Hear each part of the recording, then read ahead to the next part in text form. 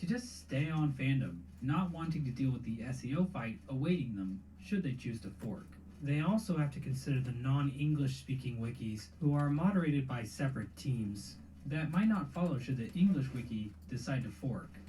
On top of all of that, Google suppresses what it considers duplicate content, so wiki pages will need to be altered so they aren't word for word the same as the original fandom pages.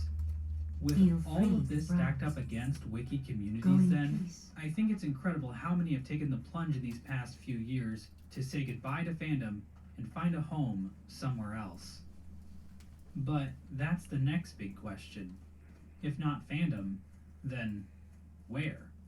It's a question that every Thank community you, looking to adventurer. leave fandom When I has return to answer. Darnassus, And I each will solution compare has the its own venom benefits within and these drawbacks sacks that with need the to be venom considered. of other Sacks. The spiders. Minecraft wiki It is community now that I recently have the engaged in a spider's lengthy venom. discussion regarding this very topic, voting to decide on their new home. So let's take a look at the various options out there for communities looking to leave fandom behind.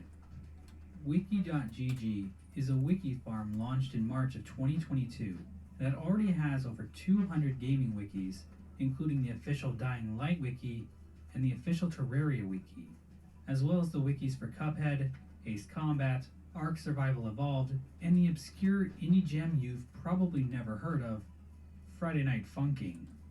Wiki.gg was launched by Freedom Games, an indie publisher co-founded by Donovan Duncan, a former president at Fandom, and Ben Robinson, the founder of Gamepedia, another wiki farm created in 2012, which was eventually bought out by Fandom in 2018.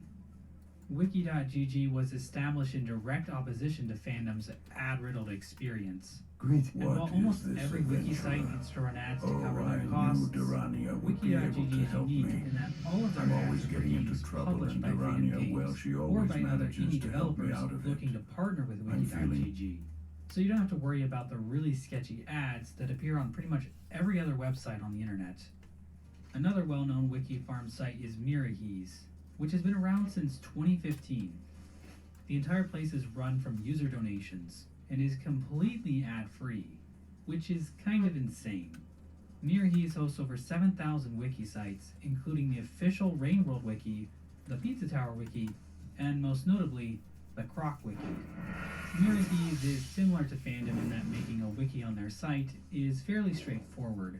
Where it differs is that Mirahese gives editors a lot more freedom. More skins, more extensions, the ability to set up custom domains, and even the ability to make completely private wikis. Of course, if you don't want to be hosted by a large wiki farm, another option is to just host the wiki yourself. That's what the JoJo wiki decided to do after forking from Fandom in 2019. According to their support page, it costs $480 a month to maintain the servers for JoJo Wiki. To cover the costs, the wiki does feature ads, but in a far less intrusive way than Fandom. The website also runs a Patreon, where members of the community can donate to help keep the lights on. JoJo is just one of many independently run wiki sites, alongside Fallout Wiki, Smash Wiki, Jiggy Wiki, the wiki that shall not be named, the Homestar Runner Wiki, Yugipedia, and many, many more. The benefits of self-hosting should be obvious. Self-hosted wikis have the freedom to do pretty much anything they want, and don't have to worry about any administrative powers that aren't directly connected to the community itself. The biggest drawback to self-hosting is that it's very complicated to set up. There's a lot of technical know-how required in self-hosting a wiki site, not to mention the expenses involved. Luckily, there are a lot of ways to operate as an independent wiki, while also receiving the support usually provided by a wiki farm, and that's through independent wiki alliances. These are groups of multiple wikis that work together to promote one another and assist with all the aspects of maintaining a high-quality wiki. One of the most prominent groups like this is the Nintendo Independent Wiki Alliance, or NIWA.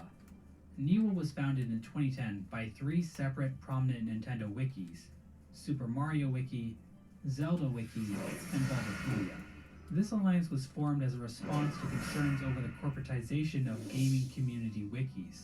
Before NIWA was eventually founded, Archaic, the webmaster of Bulbagarden, explained why he saw such value in independent wikis wikis working together, saying in 2010, "I do feel that meddling in the operation of our fan communities by essentially faceless managers at Wikia really needs to be stopped."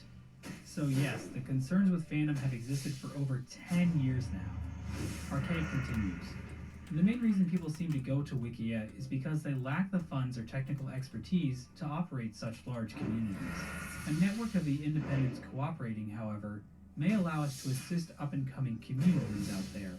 Us geek, nerds, and assorted misfits need to stick together, right? Niwa now contains 30 separate, independent wikis, of which some, but not all, are self-hosted. Bulba Garden provides hosting for Nintendo Wiki and the F-Zero Wiki, among others. Another site, abxy.org, provides hosting for the Metroid Wiki and Zelda Wiki. Both Bulba Garden and ABXY have been in operation for over 15 years now, and offer wiki communities a large degree of freedom while also providing guidance and expertise from over 15 years of operation. In fact, ABXY is the host of the Hollow Knight Wiki ultimately decided to migrate to. However, out of all the wikis that have forked from fandom in recent years, there's one community that has clearly won out in the Google SEO battle, and that's the RuneScape Wiki. When they forked from fandom in 2018, they partnered with the game's developer, Jagex, to establish the official RuneScape and old school RuneScape wikis. Their partnership was in the works for an entire year before the actual fork, and the admins even established their own company, Weird Gloop Ltd. Weird Gloop's success with the RuneScape forking and SEO battle with fandom is what ultimately convinced the Minecraft wiki community to migrate over to their team. Wikis occupy an interesting space in the modern internet culture. As more and more people go online each year, the internet is condensing into fewer and fewer sites. Message boards and online forums have been replaced by social media and walled gardens. Fandom is a crystallization of this exact same phenomenon in the shape of internet wikis. They want to capture every last community they can and create some kind of pop culture zeitgeist. But here's what separates fandom from other big social media platforms. You can't make a video hosting site better than YouTube. You can't make a social media site as connected and influential as Facebook. You can't make another Twitter. And even if you could, you shouldn't. But there are a ton of talented, smart people out there that can create wikis better than fandom, because wikis stand in opposition to what large internet companies need in order to operate. The literal source code of almost all wikis, MediaWiki, is open source and free for everyone, and it's been that way since 2002. Wikis are community created and exist to share information freely and efficiently. Fandom exists to serve you ads and make as much money as it can, and it will compromise its own value to the community it claims to care about to do just that. In 2019, after the admins of the RuneScape Wiki left, a representative from Fandom shared the following message. Fandom as a company has taken steps and made some feature changes in the last couple of years that did not put our communities and their needs prompt first. in answering And my that's summons. understandably I have an angered quite a important few task users. that I would like you Going to forward, perform. it's our goal to It is collaborate time with for the you to set community out to whenever seek your possible, destiny, rather than adventurer. dictate changes. But before you are That ready was to 4 set out years into ago, the world and things beyond have our only gotten enchanted worse. forests, The there is reality much is that you must Fandom has learn no about reason our to change their recent practices history. regarding their Much has community changed with our unless people way, since the Battle of way Mount more wikis Hajjal. start migrating off Nor their site. Drossel lies a pale Luckily, shadow of what it once each was, individual its power community on used to be. Fandom does hold the power to migrate somewhere else, so perhaps it's only a matter of time. Now, I've been pretty mean to Fandom throughout this video.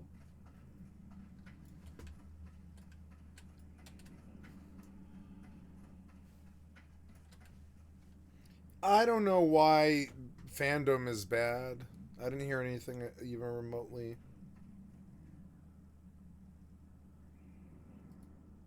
Here's a new video by Turkey Tom.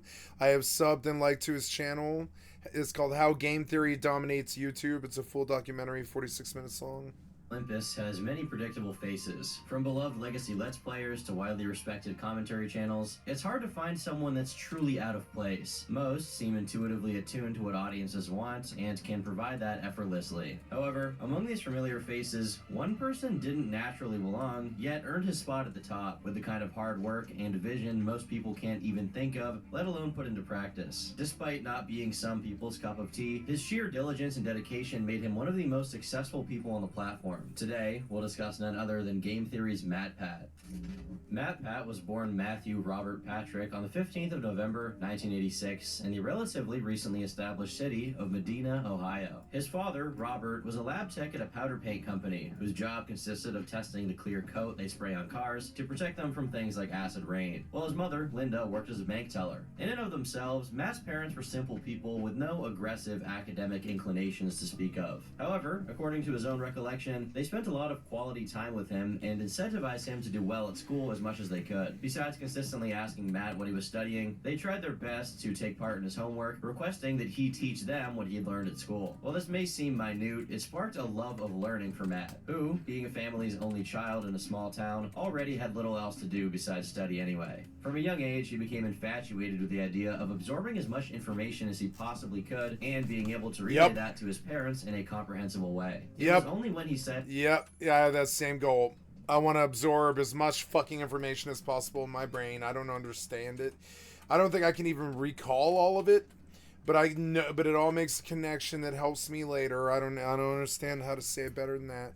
It makes a connection deep later that like helps me steer my path to my happiness. Added a phrase along with its page number from a book that belongs to a multi-volume set that his parents realized that there was, indeed, something extraordinary about their son. Matt describes his relationship with his parents as basically him being the last among equals. Despite being a kid, he was allowed to say during conversations and felt he was a part of the trio as opposed to being lesser. Equally as early onsets and definitely personality defining for Matt was his fascination with video games, which his parents also supported. As a matter of fact, he claims his earliest memories as a child are of those that took place in his Super Mario-themed bedroom playing Castlevania on a Super Nintendo. To put it mildly, MatPat had all of the makings of a bona fide nerd. Other than a childhood accident that gave him a minor moon-shaped scar on his right palm, Matt had no impairments, but eventually he did experience issues with his eyesight and was prescribed glasses. Again, this may seem like a random detail, but Matt clarified that since he lived in a small town where extracurricular activities were very limited, his options were either sports or show choir. Due to his need to wear glasses, he wasn't really fit for football, and so Matt's fate was sealed. He was doomed to be a theater kid. Much like his previous interests, just having a hobby wasn't enough. Matt had to give it his all, and so he did. He sang in 5 choirs, became president and dance captain, and last but not least, played viola in the orchestra and performed in 6 stage shows a year. Because of his interests and general disposition, Matt obviously wasn't the most popular person, with some even speculating that his interest in theater meant he was gay. But regardless, it seems he still had a healthy social life, as in 6th grade, his friends gave him the nickname he would carry on for the rest of his life. MatPat. Whether Matt was super popular or not, it didn't seem to matter much to him, since he was willing to pursue his interests at the behest of everything else. Not only was he a chronic overachiever when it came to class, but he also went as far as to skip lunch so he could participate in even more classes, and not even ones that were specifically up his alley. Anything and everything was fair game for Matt, from creative cooking to outdoor survival. His commitment was so great it led him to take classes on college campuses during the summer, but according to him, this took its toll on his development in other areas. For example, he only had his first kiss in sophomore year of high school when he would have been 15 or 16. What's wrong with that? That's fairly young, actually. While he did have a few girlfriends during his time at school, 15 is young for first Ohio kiss. Riz, he says they'd never get physical, and invariably, the girls would always either break up with him and go somewhere else, or cheat. It's also worth noting that said first kiss only took place because of his theatrical career, as it was with a girl who was performing in the same musical as him. Due to her moving too fast in regards to getting physical, Matt became uncomfortable, causing the end of the relationship. We stan a Volcel king, though I gotta say it probably didn't help with the gay rumors at the time. Fortunately, this didn't get him down, nor did it break his laser focus on his goals as a model student, and he proceeded to graduate valedictorian with a perfect SAT score of 1600. No small feat whatsoever. While video games were still a significant part of Matt's life, they took the back seat, while his performance in both theater and academia took the lead. He got a full ride to Duke University thanks to his stellar school history, and went to college for a double major major in theater and psychology, concentrating on neuroscience. Definitely a unique combination. According to Matt, college came and went without too much excitement, with one glaring exception. You see, Duke University is in North Carolina, where a girl named Stephanie Cordato was from. Stephanie and Matt were attending Duke at the same time, and during a video game programming class, which they were only attending in order to avoid math class, the two teamed up to make a mock version of The Legend of Zelda called the Epic of Stew, which was presumably a portmanteau of their names, Stephanie and Matthew. The two instantly got along very well, though according to Matt, she initially thought he was a gay theater kid for the first 6 months they knew each other. And again, can you really blame her when just the year prior, Matt had featured in a play called Once Upon a Mattress, where he played an unusually zesty jester. I mean, fellas, just look at this guy, okay? You know what I'm saying. Believe it or not, being a quirked out white boy isn't all benefits. Some people misunderstand. Please do what I need you to do. You subbed wrong. You subbed me wrong. God damn, this was a dark time. I was gonna die no matter what, so here we go. To that time. Why did you give me the wrong sub again? This server didn't used to do that. It seems like every day there's some other new problem that costs me time or something. It's so stupid. Why? Why was this like this? Why? Why? Why for out this like this? It shouldn't be like this. Why was this like this? Why did you give me the wrong sub? What?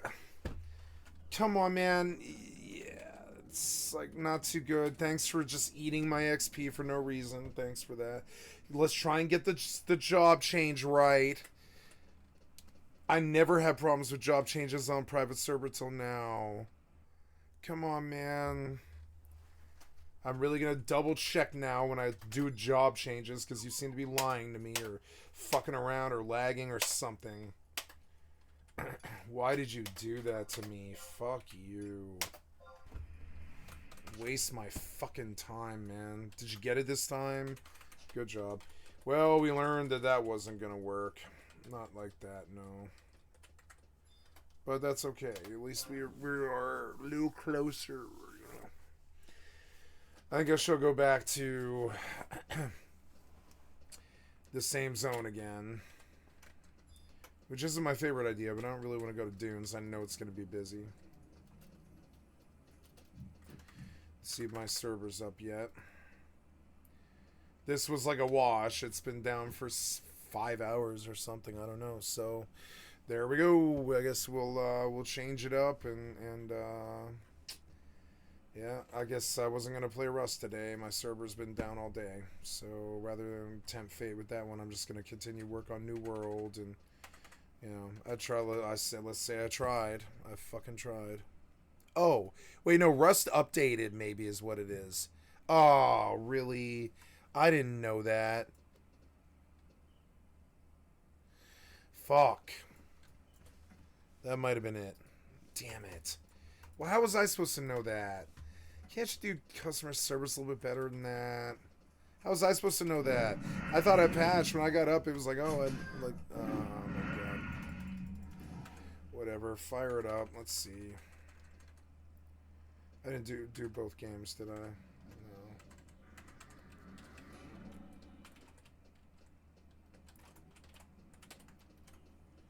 Why did you give me the wrong sub?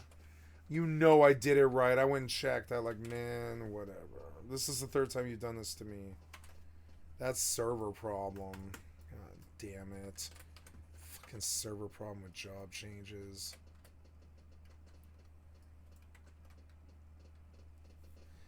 Anyway,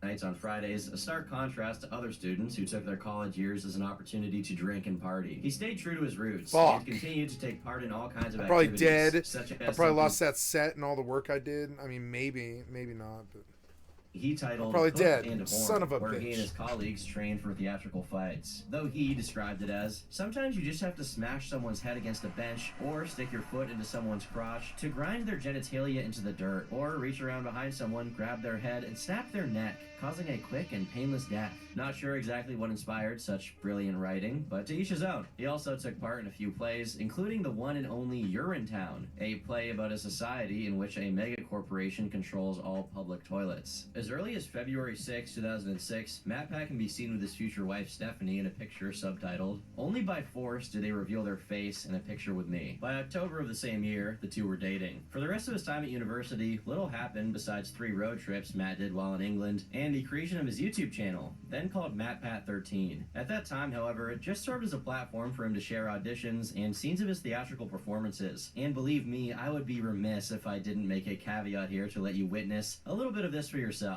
You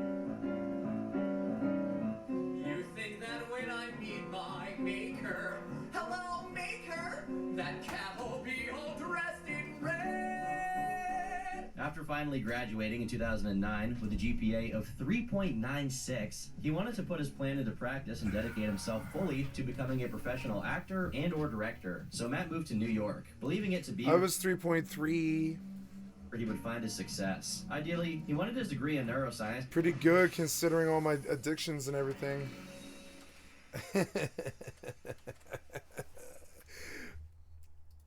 Not to be necessary since it was just a backup. The next 2 years, he spent Damn it, how much time did I lose here? Oh, well. Actor, just as he dreamed. However, he quickly discovered that this wasn't the life for him. Besides the sheer volume of work and commute being grueling with him having to live out of a suitcase, it was aggravated by the fact that it offered no upward mobility. During this time, he lived paycheck to paycheck, and every 3 months, he was out of a job. It was becoming increasingly obvious that he had to find something else as soon as possible. The only problem is he didn't know what that something else was supposed to be. Due to the economic crash that happened just a couple of years prior, the United States was undergoing a very rough recession at that time, which made finding employment very difficult. On top of that, Matt says that this is when he realized things like his SAT score, extracurricular activities, experiences in acting and directing, and even his degrees made him no more likely to get a job, as employers just saw him as a theater kid with no real experience. It didn't matter he had organized projects with upwards of 30 people and brought them to conclusion without a hitch. No one believed that those skills could actually translate into being an effective and productive employee. Even Olive Garden turned him down, but as the resumes he sent out literally every day continued to hit a dead end. Oh yeah, I did that. Oh, I did that whole thing for a bit.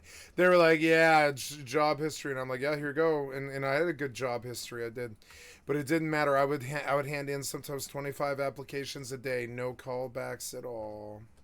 Matt started thinking about what he could do in the meantime, taking a brief break from focusing on the work aspect of improving his life. On November 17th, 2010, their anniversary of 1,500 days being together on the dot, Matt proposed to Stephanie, to which she said yes. Regardless of how dark this period was, this was a bright moment that certainly helped Matt keep going despite the many obstacles he was facing. One of the career paths that Matt had initially imagined for himself was working for a media company, but since no one believed in his potential, he made the novel decision to just produce media himself. Granted, his sights were set relatively low in regards to the possibilities in this area. He just wanted to grow big enough to get the attention of legacy companies so that he could work for them. If he could just prove that he could competently execute a creative media project that successfully attracted attention online, it would certainly get the attention of people who want to pay him. And so, Matt rekindled his love for video games and began working on a new project, Game Theory. At this time, Matt followed a web show called Extra Credits, and one of their episodes was about tangential learning, or how you can absorb knowledge inadvertently while playing video games because you're so mired in the entertainment of it, you don't even notice you're actually learning. To put it bluntly, edutainment, which is actually what my channel's whole motto is built off of. We're filling your brain with knowledge, yo. Upon being fixated on the concept, Matt noticed that no show on the internet capitalized on the intellectual aspect of gaming, which made it a very interesting prospect. Additionally, it would be a major boost to his resumes if he could prove he was good at doing things like math, extensive research, and video production, all while maintaining an easy-to-understand approach for, normies. Thus, he began working, studying every other online gaming show at the time, from their editing style to even their pacing to their logos and color schemes, all to ensure he would target the exact demographic he wanted. Since he was too broke at the time to afford equipment necessary to make gameplay videos, he settled on the essay/presentation style with images dynamically edited in. And since he also couldn't get a place that was appropriate for recording, he locked himself in a closet to narrate it. Just a month after the publishing of Extra Credits' video, Matt posted the first ever piece of game theory content on his channel, a promo, being a brief insight into what was to come. Do you love playing video games? Are you tired of walking away from 12-hour gaming sessions feeling entertained, yet unfulfilled? Do you want to know more about the games you love without having to put in any work of your own? Well, now you can play and learn. That's right, Weboverse.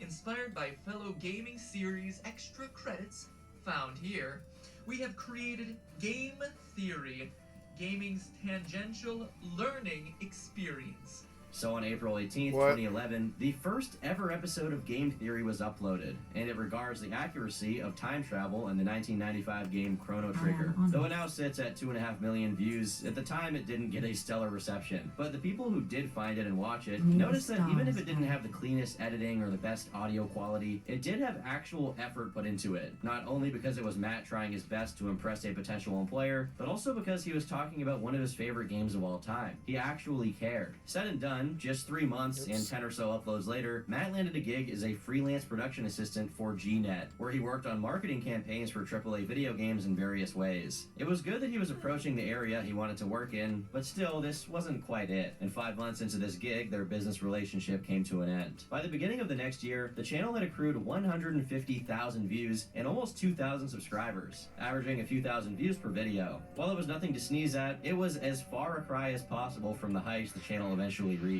And at the moment, it wasn't exactly paying dividends. In fact, it was making nothing. Within a month of his departure from GNet, Matt was hired once again, this time as a digital strategy consultant for Reviewtopia.net, a now defunct website along the lines of channel aggregators like That Guy with the Glasses and Screw Attack. He worked for the website for 6 months, and during his time there, he evaluated Google Analytics data and gave them weekly reports, along with suggestions on how to continue growing the website. He must have done his job pretty competently since he successfully restructured the page's navigation to reduce the exit rate. But just like his last gig, it wasn't the right fit for him. Oh, and since we mentioned Screw Attack, I guess it's also worth noting that, as his channel grew to 6,000 subs and 500,000 total views, he partnered with them, though that's not quite the right word. In early June, he went to Los Angeles and covered E3 on their behalf. He was also briefly hosted on the webpage of Pat the NES Punk, a fellow YouTuber and frequent collaborator with Cinemassacre, also known as the Angry Video Game Nerd. As soon as his time working for Reviewtopia ended, he became the senior data analyst for Big Frame, a multi-channel network that included early YouTube talents such as Tay Zonday, D-Storm, and Mystery Guitar Man.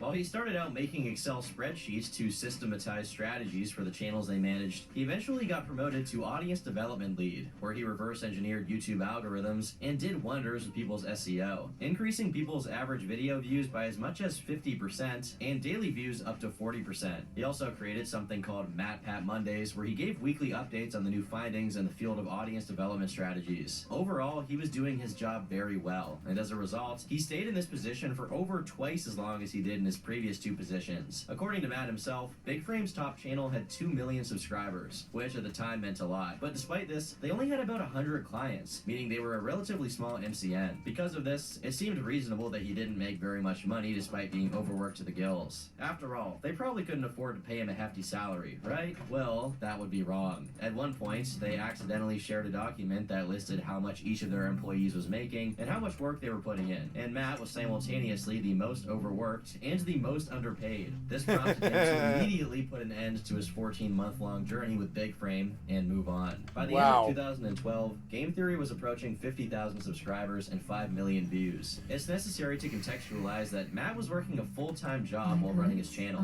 and with his commute, he was busy from 6 a.m. to 8 p.m. and could only work on Game Theory from 8 p.m. until midnight and during weekends. In order to keep the upload schedule he was aiming for every other Thursday, he started to get help from his friends, Gaijin Goomba, who hosted Game Exchange and later Culture Shock, Ronnie Edwards, who hosted Digressing and Side Questing, and Austin Horrigan, who hosted The Science Of. Unsurprisingly, none were nearly as successful as Game Theory, but regardless, they did play a pivotal role in establishing the brand and connecting with the audience, so much so that many people nowadays are nostalgic about the uploads from that era. On top of that, Ronnie was helping edit the videos, and Matt was looking for ways to expand his team to increase production quality and consistency. By July 2013, when he quit his job at Big Frame, his channel was already north of 300,000 subscribers and counting, with innumerable views. It's a realistic possibility that he could have stopped his pursuit of more conventional employment and just gone all out to monetize his channel. But Matt feared that, were he to begin monetizing, he would proceed to put all of his eggs in one basket, a basket that he considered unstable and shifty.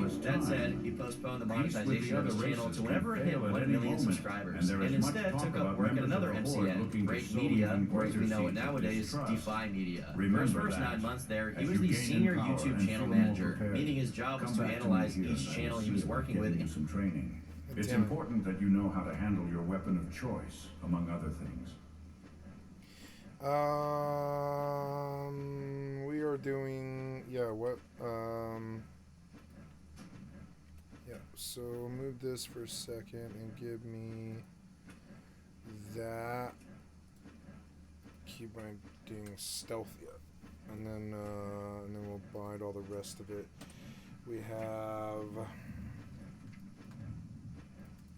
backstab. Backstab.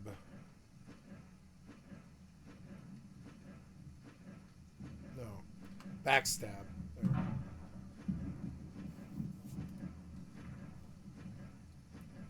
Eviscerate. Pickpocket.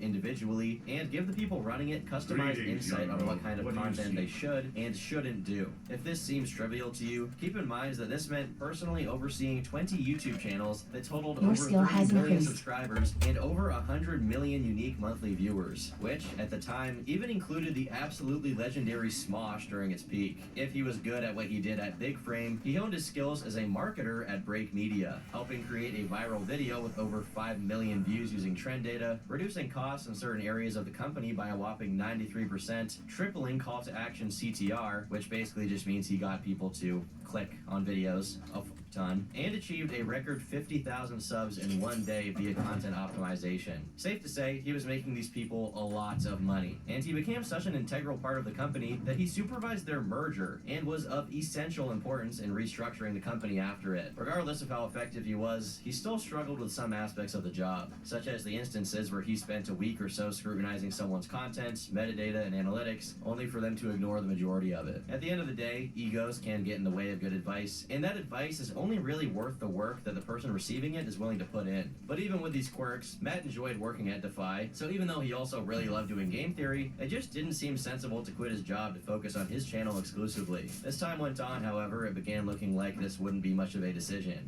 Game theory was growing by leaps and bounds, with one of its biggest and most controversial hit videos dropping in October of 2013, titled Mario is Mental, which now stands at 16 million views, wherein Matt presents all the evidence for Mario being a psychopath. A master willfully putting his pet into uncomfortable situations, physically injuring them with fire, laughing at and humiliating them? Mario's lucky that the Tanuki suit is the only thing that got PETA's attention. If that weren't enough, What? the channel went from having less than 100,000 subs in early 2013 to a little over 1 million by the end of the year, prompting the videos to begin being monetized and Matt and Steph to take a well-deserved trip to China and Thailand. The end of 2013 was also marked with yet another addition to Game Theory's channel lineup, with a new show, Crossover, by Drake McWhorter and Kenny Landefeld, which primarily dealt with unexpected connections between in-game universes, though it was discontinued in the same year. As Crossover ended, Drake started another show under the Game Theory umbrella titled Smash History, which instead focused on the history behind Super Smash Bros. Characters. With monetization finally in order and the continually stellar performance of the channel throughout the year 2014, first hitting 2 million subs and then finally 3, working at Defy Media began feeling like a bit of a stick in the spokes. After all, due to the time constraints it imposed on him, it sometimes meant that Matt would have to show up to work on 3 or 4 hours of sleep after staying up until 3 or 4 a.m. to finish a Game Theory video. No matter how gratifying the work at Defy was, it couldn't be as gratifying as dedicating all of his time to Game Theory. Not only was GT his and only his, but there was no foreseeable limit to how big it could get. After the 3 million subs milestone and the plethora of hit videos he'd already put out at this point, Matt took it upon himself to move away from his position at Defy. How many resists are you gonna have?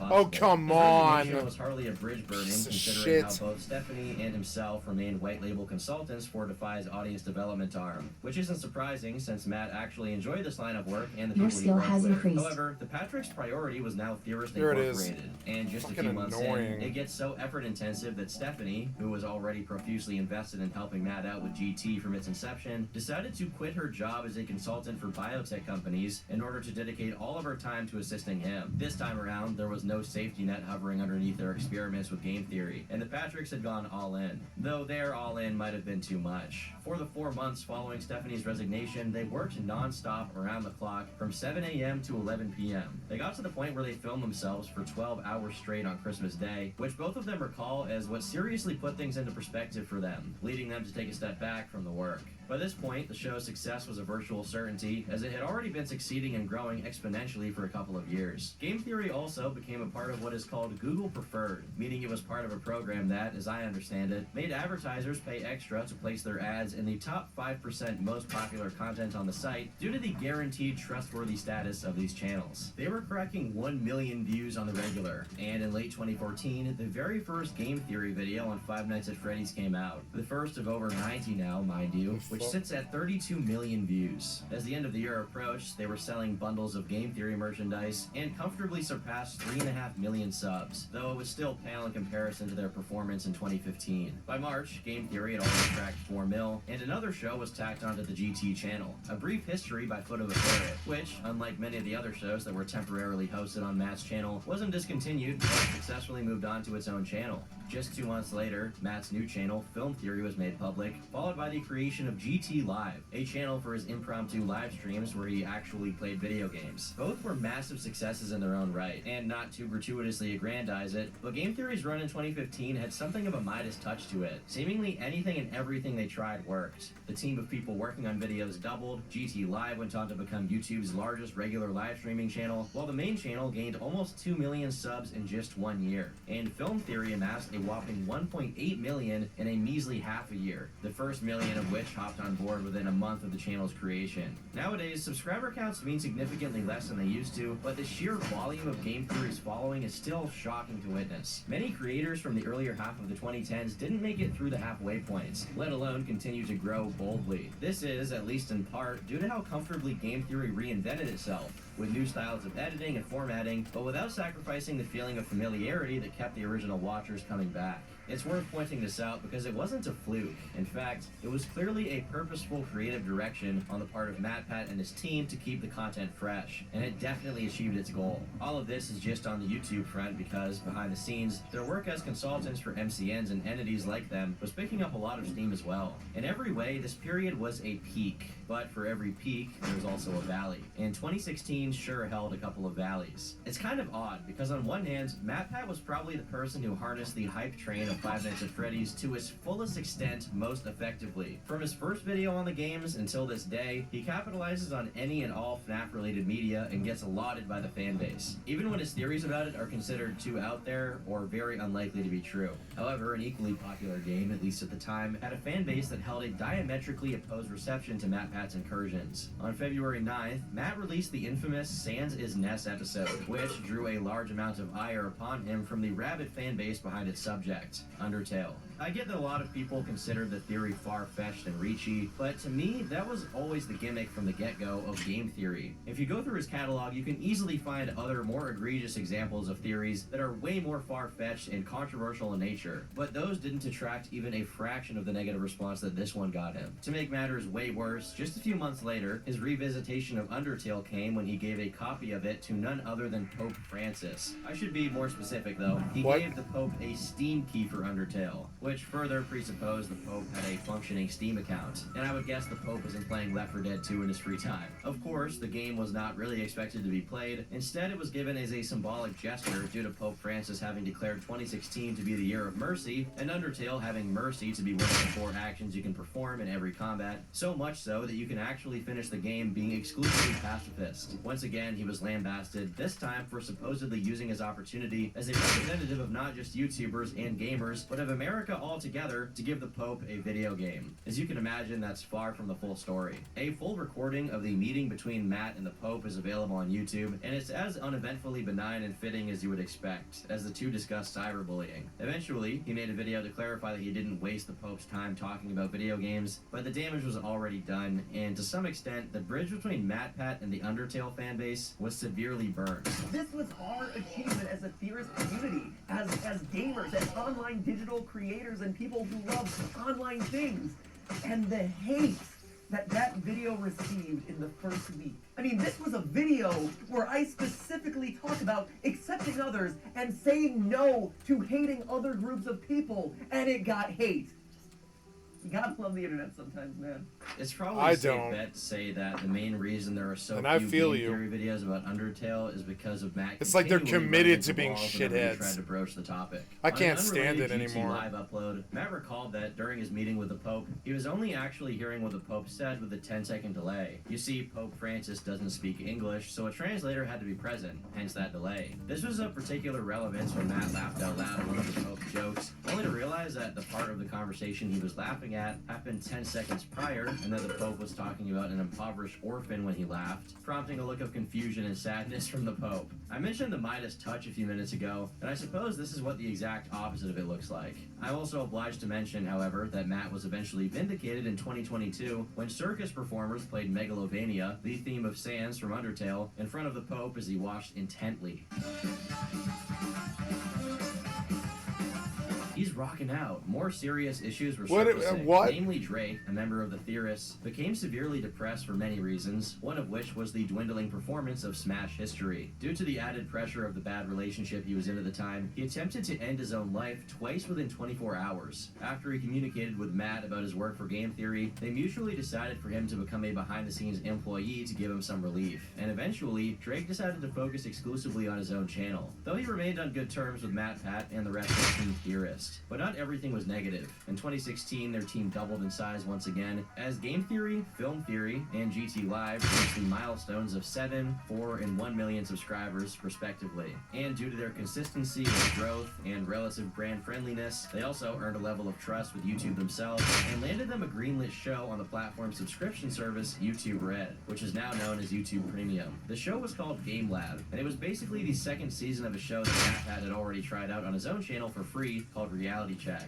Basically, it consisted of Matt testing out a few game theory adjacent concepts in real life, from trying to do the parkour from games like Mirror's Edge, all the way to defusing bombs like Keep Talking and Nobody Explodes. Though it did get pretty good ratings, it didn't turn a profit, which isn't surprising considering that the show's production value looked to be pretty high, and because of that, after 9 episodes, the show ended up being discontinued. However, Matt Pat still appeared on many other creators' YouTube Red shows, such as Scare PewDiePie. Meanwhile, the more silent facet of their extraordinary success was their ongoing work as third-party consultants, which, according to the Theorist Media LinkedIn page, around 2016 included over 25 brands. Some of their clients, such as Google, YouTube, Audible, and Ubisoft, aren't that surprising, given their background in online media creation and their relation to gaming. However, their consultancy expertise attracted the attention of behemoth companies like Walmart, Viacom, and Warner Bros., all of which goes to show that their knack for establishing successful business relationships weren't limited to running YouTube channels. Not that there's anything lesser about being successful on YouTube. After all, it's their mainstay, and given that they consulted for north of 150 channels, it's evident they never got high and mighty about it either. 2017 held continuous success for Matt Pat, with another tentative revisitation of Undertale, this time going off without a hitch, and currently standing at 14 million views. As his series of videos on Five Nights at Freddy's raged on, with varying, though consistently gigantic amounts of acclaim, Matt did a 2-part video dubbed Global Gamer, where he visited Japan, which not only was a welcome break to the routine, but was also unique in that it had 360 view and 8K quality. The only potential hiccup during Matt Pat's increasingly accelerating stride to another MVP year was a brief bit of static he had with fellow YouTuber, The Gamer from Mars. In August 2017, GFM uploaded a video titled What Happened to Game Theory, which mostly covered the change in tone of Matt's videos over the course of time. And for the most part, it's pretty accurate. Basically, the videos used to be geared towards a relatively older audience and had a more pronounced educational aspect to them, along with more risque and mature topics. But as time went on, they became safer, both in their approach and the content itself.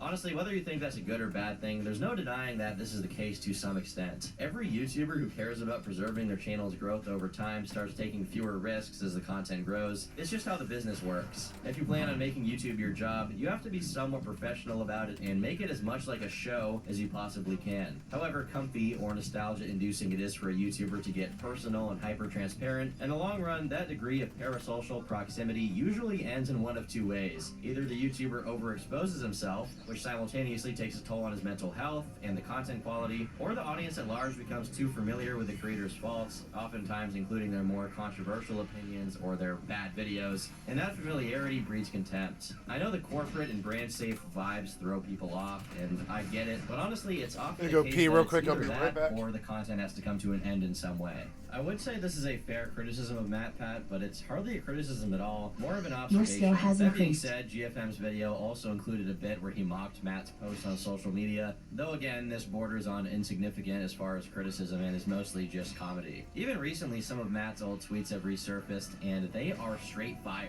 That naked girl's mouth is huge! So much fail, so much. Hashtag facepalm. Popping humans, body inflation, knee stab wound, blackface, and the frequent hot women search may reflect poorly on me. So many hungry middle-aged women.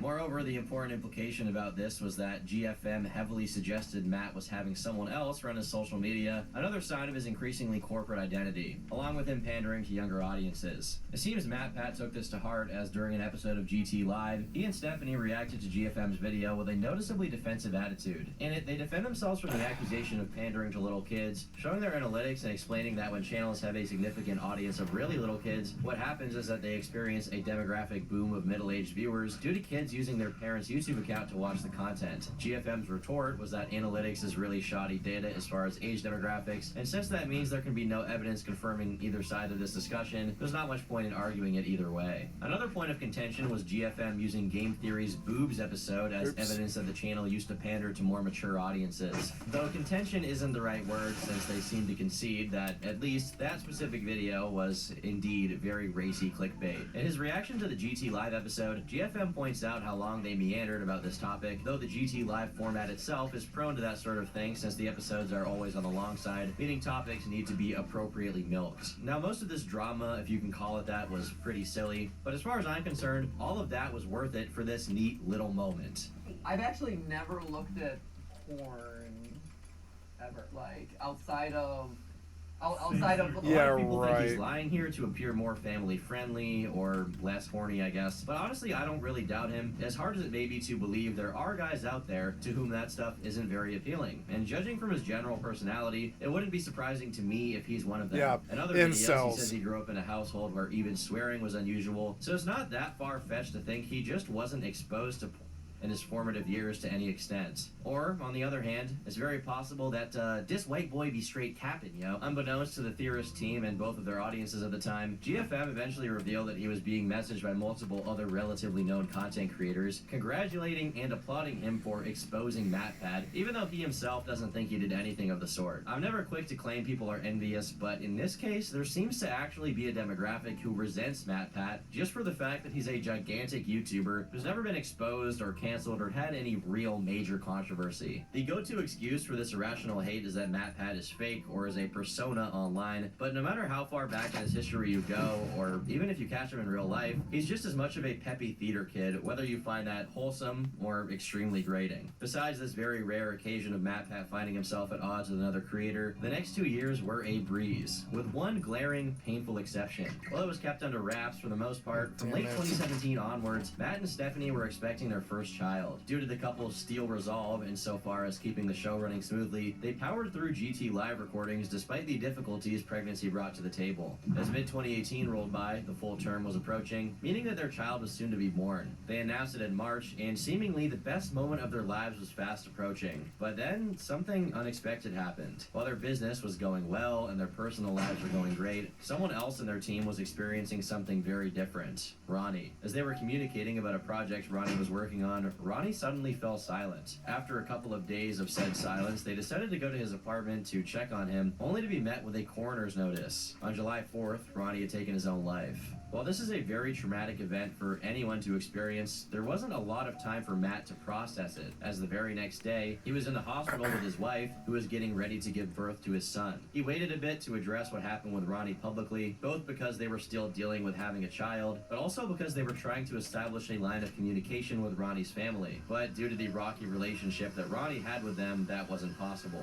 And as the news began to leak, he decided to make a statement through the Game Theory channel on July 25th. He also took to his subreddit to further contextualize the situation. Some of you know that in the aftermath shouldn't have of this year's E3, publicized someone this. complained about Ronnie being rude at one of the booths and posted about it on Reddit. The story eventually spread to YouTube. Because his death happened a couple of weeks after E3, it's understandable why these things would be conflated. However, behind the scenes, there were a lot of other personal issues Ronnie was working working through at the time. From our investigation, while Ronnie himself didn't realize when/where the transgression occurred, others witnessing his behavior at the event saw how there could be validity in the claims. As I mentioned in the video, Ronnie often struggled to understand how his behavior would be perceived by others. It was rarely, if ever, meant to be malicious. On our side, Ronnie was not fired over the incident. We didn't yell at him or anything like that. This was the first time we'd ever heard a complaint about Ronnie at an event like that, so we chalked it up to being a misunderstanding and moved on. I think it's important to say this because my relationship with Ronnie has been one of the longest in my life. Clearly, he was an important collaborator and a longtime friend. He kept right on working for us just as normal after E3. We spoke to him on July 2nd on the Pokemon video he was set to deliver, and he was positive, upbeat, and looking forward to delivering his next edit draft. Obviously, if I had even an inkling that something was wrong, I would have done everything possible to talk to him, be with him, or... So what's the implication here? He's worried that they're going to say that his lifestyle as a crazy YouTube creator caused somebody around him to kill themselves and that'll get him canceled. He's scared of it. So he keeps publicizing that it happened, which draws the connection to it. And I don't know, it's not always true, but I'm of the mind these days like that less is more.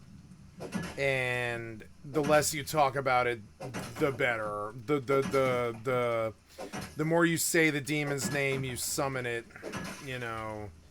And I'm a bit kind of tight-lipped about most things. And I think he would be wiser to do that rather than try to make it this Twitter thing. They seem to want to show... what's the word? They seem to want to show... They want to make their lives a show. You know, damn, this charm lasts a long time. Nice. Am I full? Yeah, I might as well get full, but we'll just attack these. It's good.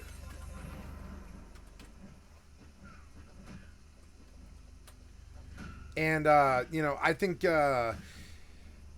the current internet culture is like where there's smoke there's fire, or where there's smoke there's fire. There must be an indication. They're like little they fancy themselves little internet sleuths like Sherlock's. I've heard them talk about it before, like and stuff like on stuff like Don't Fuck with Cats and all that.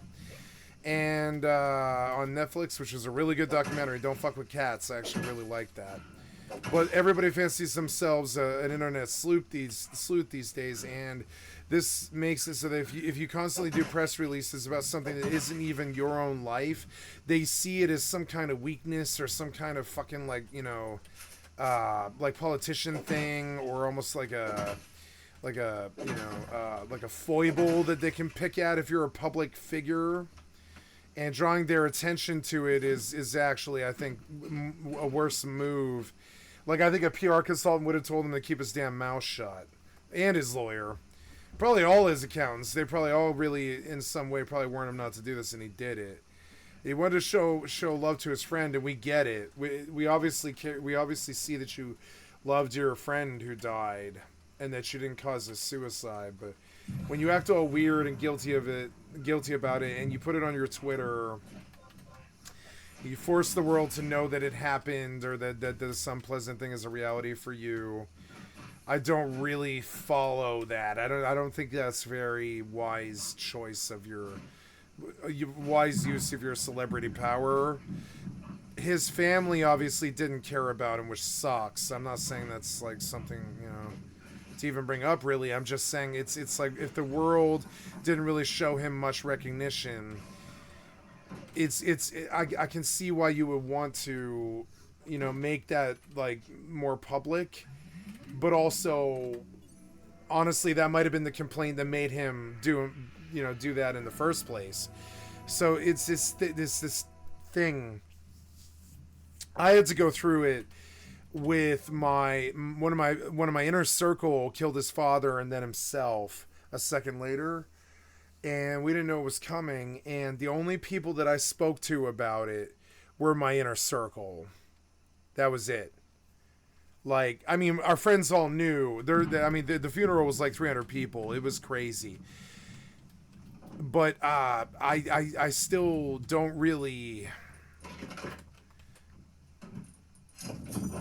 like. I didn't feel that it was the public's business in any way or form.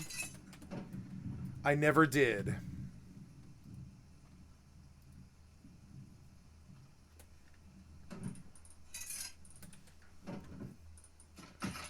And, you know, that was a hard thing. It was a hard thing. You know, it affected me. It was definitely something that we had to get used to. Like the idea that maybe something bad had happened that we didn't understand. Something that was maybe our fault somehow. Maybe we never detected it in time or something. We were like really freaked out about that. We were like, is it our fault? Did we not see it? And we were second guessing ourselves, and we could tell my best friend was doing the worst with it because he was also the most dead-faced with it. Like, we were just bawling and fucked up. Like, my friend, our two other friends and stuff in the inner circle, we were just bawling and fucked up. But my best friend never shows weakness, you know. Even though I would say he's the one of us that's most able to show his feelings, and I think the community would be most accepting of him. He's the one who shows it the least, and that was another thing. And I began to understand that even talking about it pained him. And that he was better off only being, I think, and this has been my attitude since. He was better off constrained to being, like, now do I want one there? I don't know if I can. I don't think I can, but I want definitely more. Yeah, I want definitely more safety than what we've got here for the TC. Like, I didn't really intend on, yeah, like, so, but I don't want to do that. That's not, like, that's just sort of a, like, a thing here. Gotta make sure everything's okay on all the clients. So, like, you know, less is more when it comes to tragedy. You might not know the hardships people don't speak of is one that I live by a lot. Whenever I think, oh, that doesn't make sense to me, I think, oh, this person was savaged as a child or something. Something bad happened. Something made them act this way. When I'm attacked by a bully or treated badly by the community and stuff, I think, oh, something bad must have happened in their life to make them be like this. And I try not to judge them. It's not my job. And I try to just think, oh, well, they must have a weird, twisted sense of humor or something if they need to be like that. And so, and I just sort of accept it. I'm like, okay, well, they're just not like me. They're not a manners is God's money person. They're, you know, I don't ever attack anybody unless they attack me. And, like, you know, and I just figure, oh, they must have had kind of a rough time of it. And now, like, and then that's what I would say about, like, my friends thing. And it's hard to track. It's hard to say it. Your skill has increased. Now, did you both give up on me? No, he killed one. Okay, so the zoo, can I kill it? Maybe, but I better get the dots on it.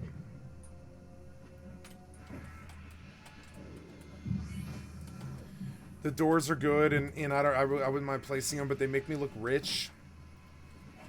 I definitely want, like, yeah, I definitely want, well, I don't need it here. Your skill has increased. Okay, how are we now? We're doing okay. We're gonna heal. They run a weapon skill. So I'm learning that I can definitely throw an EP at a T now, and I have the DPS to actually kill the mob. See it? Especially if I dot them. And this is a lot safer than what I used to have to do last level, which is dump mobs into a T or dump a T into mobs, whichever. Now it looks like I can maybe just take EPs and DCs to Ts and still get through it. How's this guy doing? He's good. Red Wolf, yep. He wanted to team up, but I mean, I'm just all over the place, man. I'm sorry. I gotta give you the same excuse I give everybody else. I can't. I don't have the focus. You know, I'm only in here long enough to charm something, or well, I'm only in here long enough to sit. So, yep. There we go.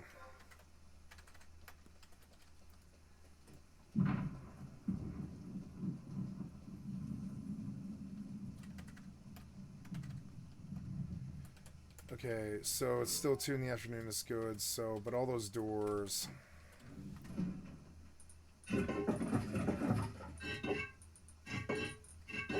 I got a lot of doors for some reason, but I mean, it is good. It is good. It makes it so getting in, like, yeah, I guess 2 of those doors are to replace those doors. I got, well, I guess 3 of them, yeah.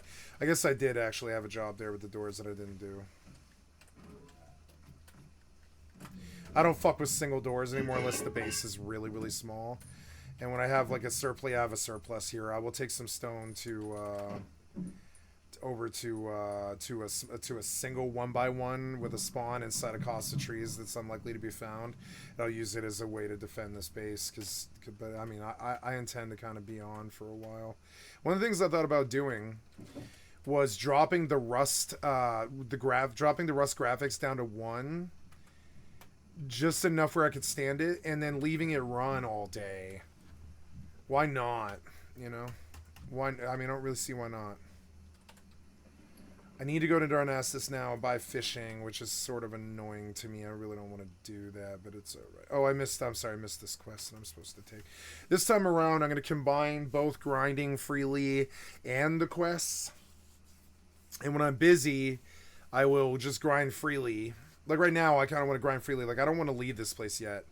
I want to grind freely, like probably like 6 or 7. Can you offer me aid? I have a package of herbs that I must deliver to the town of Dolinar. I want to go to Grelkin because I know they'll drop. Cannot yet leave. They'll drop stuff that I can sell. Package for me? It must be sent to innkeeper Keldamir. Yes, but I wish to go. I wish to go to like level 5 or 7. Like I'm sorry, level 6 off of Grelkin before I leave this place, because that's just like a smart play. It makes it just easier, and like honestly, yeah, because there's no real place to grind night sabers. I'm learning that where those places are, yeah, where there's like yellows and stuff like this, are really a gift. Like you should use them. See, that's what like all the real characters. Like I mean, they're stuck here, but one of the nice things about this is I can just go and backstab these things, and they're pretty much done. See, I mean, technically, I shouldn't even waste them on the energy on Sinister Strike. I just wait for the energy and stuff. Yep. I could just backstab and then kill him and then leave. Look, yeah, he drops stuff that I can vendor, and I'd rather sit here. He's dropping 28 XP, which is really good. I'll cap to 6 before I leave this place. Maybe 7. So good. Yeah, I'm learning to take T's to, or I'm sorry, yeah, what are you? Your EP. I don't really want EPs. I want DCs to T. So we're going to look for DCs, and we'll go far enough to find it, too. Further away from the spawn, the better. Further away from them, the better. Because, like, I'm noticing that there's something going on in my psychology right now, definitely, where I have left humanity. And people are starting to see it and understand it, I think. My best friend understood it. I had to say goodbye to my best friends, basically, recently. And I didn't say goodbye to him. I said, I'm not coming back. It wasn't goodbye. I told them right at the end, I was like, this is not a goodbye. It's I'm not coming back. And they began to realize, I think they were kind of like both being in my life just on the assumption that I might be back one day. I'm not coming back one day. It's unfortunate, but it's true. And so I let my best friends know this, and I know this about the communities. I'm not coming back to the Final Fantasy community. I'm going to be here in the background, but I'm not going to be in the community.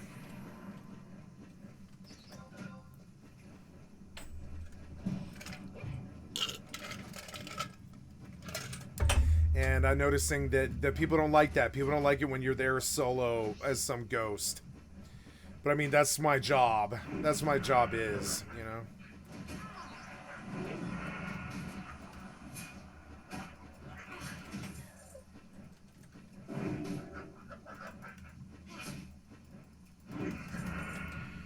Yep, and I was playing the game like I'm on some kind of time frame, but I'm not. I can just do this for as long as I want. For as long as these things give XP, I can just sit here.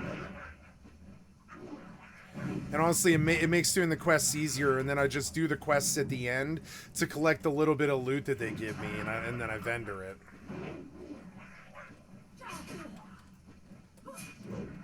And I'll level to 6 here. I won't stay here too long. Just enough where it feels like, yep. Again, like 4% per level. I should really go till I get less, honestly. So, really, the best place for me to be is down on the beach. I don't know, though. I should go do my Wings of Fury. It's about 3 p.m. I'm gonna go replace those doors and do that work. When I have like more metal cooked, more fuel.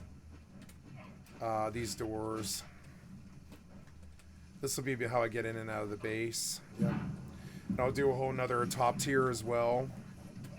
With windows. Oops. How are we doing here? The zoo's still with me. We killed the Sylvester and the zoo's not even that hurt. I took like barely any damage, yep. So buff up. And probably sit too.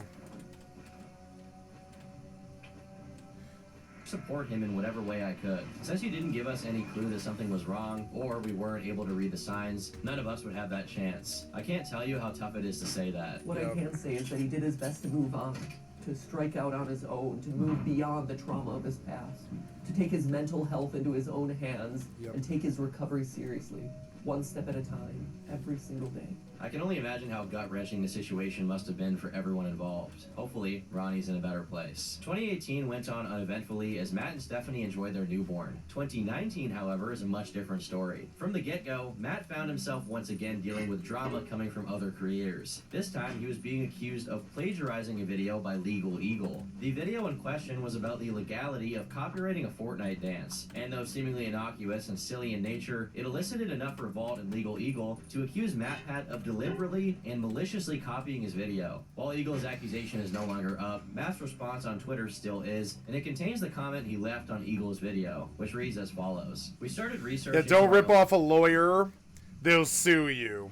An episode on the Fortnite dances on November 21st, when the 2 milli issues really started to take off, with a version 1 draft being finished December 12th, over a week before your video was posted. I have email chains and dated drafts to prove all of this. You say our analysis sounds like it came from a real lawyer, and that's because it did. Over the last year, since we've started covering more legal issues in the entertainment space, we've brought on consulting lawyers to help educate us on relevant case law. And yes, while there may be similarities between our videos, it's because we're both stating facts about the law. It's disappointing to see that you, as a respected professional in your field, would jump to conclusions based purely off circumstantial evidence, telling your audience I ripped off your video, instead of addressing this to me in a private forum first and asking for my stance. People were quick to side with MatPat on this issue, including Legal Eagle himself, who realized he may have gotten things mixed up. Thankfully, it seems the two made up and are on good terms since they have just recently collaborated. But this was just the first of a few controversies 2019 had in store for MatPat. I took the crosshair off my screen and now I'm sucking a little bit. Heartbound, which it's okay, Matt played on an episode of GT Live. In the thumbnail, tags, and title, the game was likened to Undertale, solidifying that this game is Matt's arch nemesis. They also got the name of the game's studio wrong in the description and didn't link to the game in the description. These were the criticisms levied against Matt by the developers of Heartbound themselves, Pirate Software, on Twitter. The developer also took to his website to say, on November 26, 2016, we launched a demo of Heartbound and Steam Greenlight loved it. We hit rank 1 and Heartbound was greenlit in just 10 days. A number of people also attacked us saying we were ripping off Undertale, but the majority was really positive. Even so, I reached out to Toby Fox over email to see if he had any advice. He responded stating that Heartbound reminded him of Secret of Evermore with the graphical style of Mother 3. Now,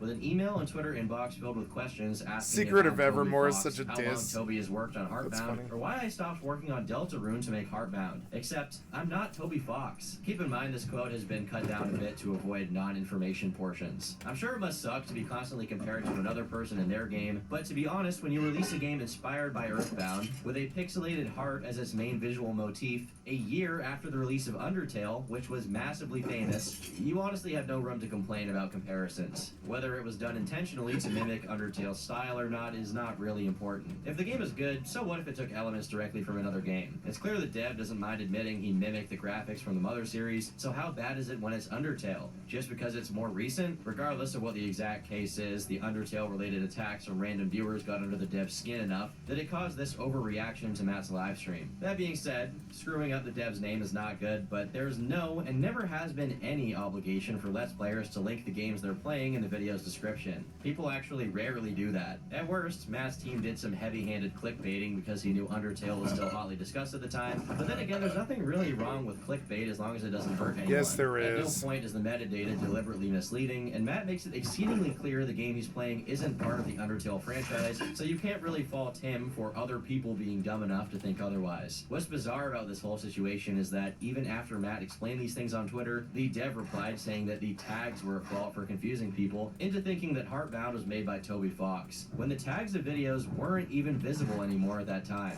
Last but not least, Toby Fox himself also weighed in, taking the dev's side and reinforcing that all games should be linked, saying, "You went too far this time." Again, I can't help but think that part of the reason Toby took to defending this asinine point is that he already wasn't a big fan of MatPat due to his known dislike of the game theories on Undertale. Regardless, Matt did apologize for being potentially misleading with his video, and the Heartbound dev thanked him, and the matter was settled. In retrospect, I hope everyone involved in this situation sees how small, random, and honestly pointless it was, but around the same time, something much more serious happened. Though this matter was only talked about in January of 2019, the whole thing actually took place in 2018, but Matt wasn't able to discuss it at the time for legal reasons. As he retells it, Defy Media, the MCN he'd worked for in a myriad of different ways for a number of years at that point, first laid off a bunch of employees without warning, and then proceeded to shut down completely, all while owing the 50 creators that operated under their banner a total sum of $1.7 million. MatPat explains that the way MCNs work is basically a Ponzi scheme. They convince creators to join, promising a kind of institutional support that they rarely, if ever, deliver, and then they receive those creators' monetization checks first, take out their percentages, and then let the rest of the money flow through to whom it actually belongs. The thing is, the fact that they get the money first allows them to present themselves to investors as if the total amount of income is actually theirs, which is very attractive to legacy corporate entities interested in getting into the online media business. So, legacy media gets invested into these MCNs and keeps working to make the company look like it's growing, when in fact it's more akin to a speck of dust that lucked its way into floating on top of the actual moving parts of the business, which is the people making content. You would have MCNs getting all this ad revenue money from checks that didn't belong to them,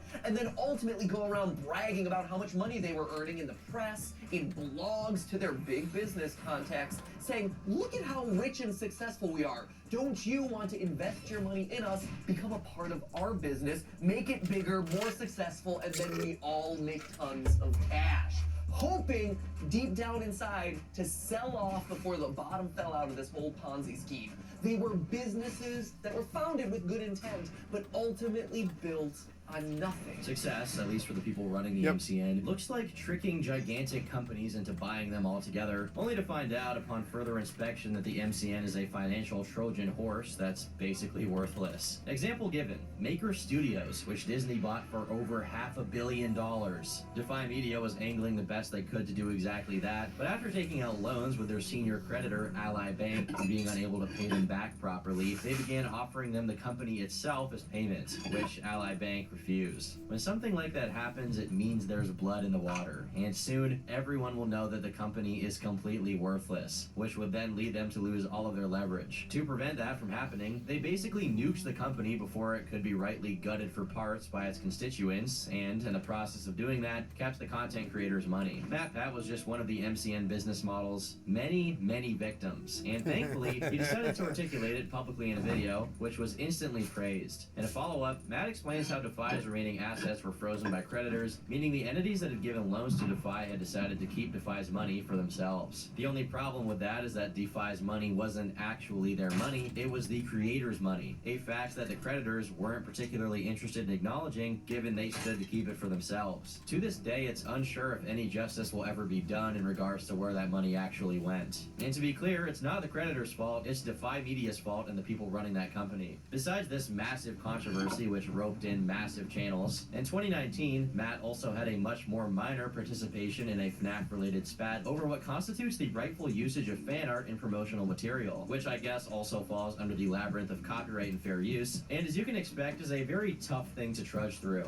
However, MatPat was widely acclaimed for his take on this topic as well, so it's difficult to even call it a proper controversy. Fortunately, despite this uniquely jagged start to the year, great events also took place, as in December, the Theorist team ran a 9-hour charity stream stream for St. Jude Children's Research Hospital. With the help of a multitude of different YouTubers who took part in it, it managed to raise well over $1 million, $500,000 of which came directly from none other than Scott Cawthon, creator of Five Nights at Freddy's, who was actively following the stream. The charity live stream for the St. Jude's Children's Hospital was such a success that after a year, they did it again, this time managing to raise $3 million. The following years also had charity live streams, and I gotta say, it's pretty great when YouTubers team up to do stuff like this. 2020 was a surprisingly busy year for Matt, who launched his third theory channel, Food Theory, 5 years after having launched Film Theory. The channel gained 1 million subscribers in the first week of its launch, and another 1 million over the course of the next 4 months that succeeded. As of the production of this video, it's rapidly approaching 5 mil, marking yet another raving success in MatPat's career. 2022 saw the announcement of the 4th and final addition to the Theorist channel, which was later revealed to be Style Theory. Though the channel was only launched in early 2023, it apparently was an idea in Matt's head as early as 2014, with the channel itself being created in May of 2015.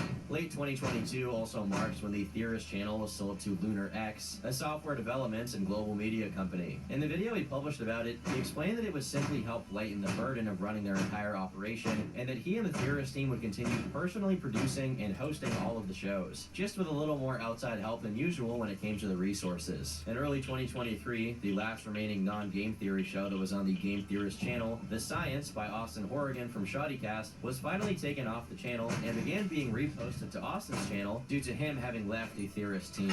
To no one's surprise, he left on good terms with Matt and the rest of the team, as he retells in his video about the reasons he left. Isn't it a breath of fresh air for someone on YouTube to have their former employees not drop exposés on them? Anyway, parallel with the launch of Style Theory, Matt finally fulfilled his dream of working in theater, as he co-produced the Broadway thriller Grey House. It's pretty shocking to see how far this guy has come, from his humble, poorly recorded first episode of Game Theory as an unemployed, aspiring actor, to a decade later having 40 million combined subscribers and billions of views over 5 different channels, and being the co-owner and president of a company with over 30 employees. As someone who has YouTube as their profession as well, it's pretty inspiring to see a YouTuber actually build an online media empire completely from scratch. And hopefully it's been inspiring for you too. I've been Turkey Tom, thanks for watching, and until next time, leave MatPat alone.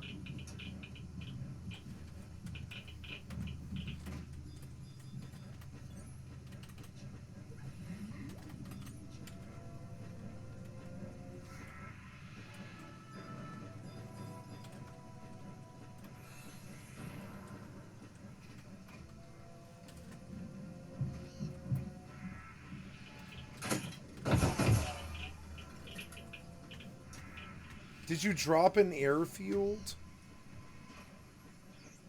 I have to go find out.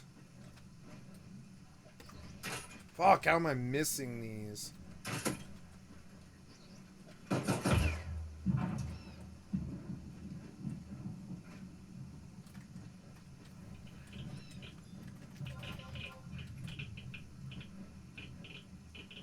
Can't see him, it's so annoying.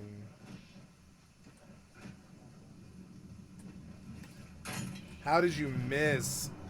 What? Oh, damn it.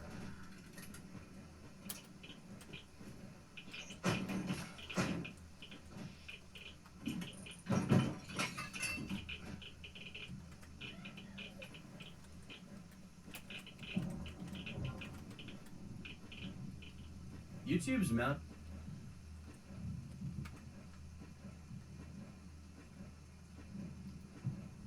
Throne and Liberty is actually launching in Korea. They got rid of all of the astral hunting, which was the autoplay. There is no. Thank you, Turkey Tom, for the excellent content for my stream. I'd like to sub to your channel here. Yep. And Throne and Liberty is actually launching in Korea. They got rid of all of the astral hunting, which was the autoplay. There is no more autoplay in the game at all. They've changed the way leveling works. They have redone all of the combat. They have changed fucking everything. And we're going to see exactly what they've got to show for it.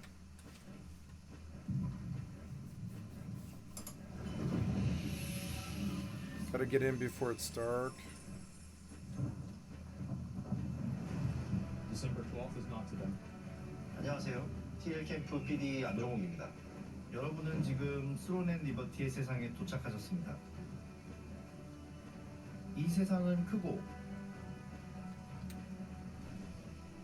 유기적으로 연결돼 있으며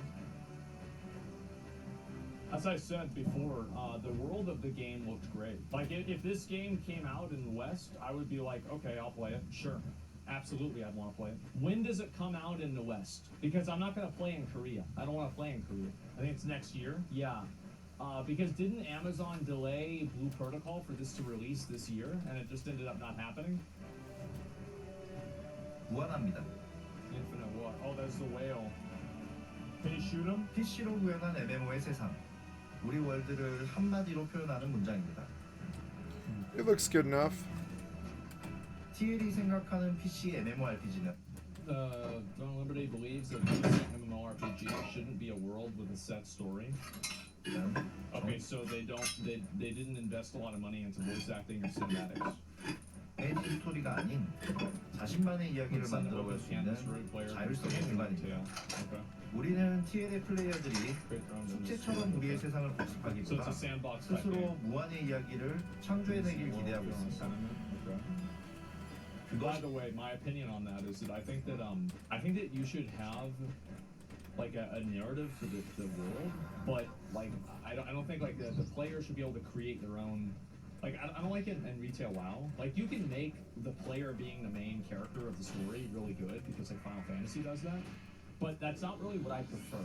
I prefer to where you can create your own narrative. Like I am very much a soft RPer, if that makes sense. Where like I don't really roleplay as I'm the character, but the character is like the representation of me inside of the game. 특히 우리가 만들고 싶은 PC MMORPG다운 세상입니다. 그래서 우리가 월드에 보여준 변칙성입니다. TL의 날씨는 그저 연출적인 요소가 Your skill has increased. 아니라 플레이에 직감정적인 영향을 끼칩니다. Yeah, the weather effects are really cool. 예를 들면 이런 식입니다. 적진과 대치한 상황을 가정해 보겠습니다. 일반적인 형태라면 진입로에서 격전이 벌어지겠지만 I don't know. 만약 비가 온다면 우리는 새로운 지형을 통해 Wow. And you can change the weather, I believe. There's like some sort of Your skill has increased. 펼칠 수 있습니다. 혹은 바람이 강하게 분다면 비행거리 증가를 이용해 Come on, man! Oh, you uncharmed! You're a decent challenge! Son of a bitch, man. Come on, man. I'm sick of the uncharm. It's like 30 seconds sometimes. Or 5 minutes others. It's so annoying. By the way, can you play Warcraft Rumble on PC? So 네, annoying. 우리는 몸을 숨기고 적진 한 가운데까지 잠입하는 기회를 얻을지도 모릅니다. Well, I'm almost to my level anyways. It doesn't 모습에 따라 matter. 전혀 다른 플레이를 God 선택할 수 damn it, 있는 man. You fucked me on that again. 더 나아가 Fucking despawns and pop aggro bullshit. 직접 환경을 조종해 전투를 유리하게 만들기도 합니다. 즉, 변칙성을 응용하는 것을 넘어 스스로 월드의 변수 그 자체가 될 수 있는 거죠. That's awesome. 꼭 누군가와 다투고 싸우지 않더라도 TL의 세상 속에서는 예상치 못한 인카운터 상황이 발생하기도 합니다. 갑작스러운 시공의 균열 속에서 보물을 집어들 수도 있고 곤란에 처한 누군가를 돕거나 어느 성벽에 부서진 I think what they really need to show is more of the combat because like the combat was really good, and then we actually saw the gameplay of the combat and it was awful. 꼭대기에서 날아다니는 고래를 좋아할 수도 있죠. That's what I want to see. 운이 좋다면 고래 등에 올라타 이 아름다운 월드를 넉넉히 바라볼 수도 있습니다. Well, that's pretty 고래는 badass. 어쩌면 바다 건너 미지의 땅에 여러분을 내려줄지도 모릅니다. Yeah, that is really cool. I like that. 기후와 시간의 변화는 월드를 즐기는 또 다른 재미가 되기도 합니다. 우리는 날씨에 따라 변화하는 식생을 관찰할 수도 있습니다. 밤의 끝에서 마주하는 아침의 시작을 감상할 수도 있죠. Yeah, this is one thing that New World does really well is that the game just looks really good. Just it is visually very appealing to look at. 퀘스트의 경로를 벗어나게 만드는 낭만 어린 변수들입니다. It's not about looking good. 물론 But it 변칙성으로 matters. 가득한 It 월드에도 definitely matters. 지금 필요합니다. 월드의 시간은 공적인 일인데 빼곡히 정돈되어 있습니다. 게임 지역 전체를 무대로 펼쳐지는 사냥 대회인 지역 이벤트. Okay. 그리고 특수한 재료 아이템을 드랍하는 지역 보스는 규칙적인 So 스케줄 this 안에 is like Lost 발생하며 Ark. 이벤트에 대한 정보는 모두에게 공평하게 Okay. 전파됩니다. 2시간의 낮과 30분의 밤으로 구성된 게임 속 하루는 실생활의 24시간 순환과 완전히 분리되기 때문에 플레이어가 항상 같은 시간대에 접속하더라도 늘 다른 게임 속 환경을 마주하게 합니다. 플레이어의 응용을 유도하는 Everything here you could say about BDO. This is basically BDO. Yeah. 변칙성, 그리고 플레이어의 계획을 가능케 하는 규칙성. 규칙 안에서 변칙이 일어날 때 생기는 생동감이 바로 우리 월드의 특징입니다.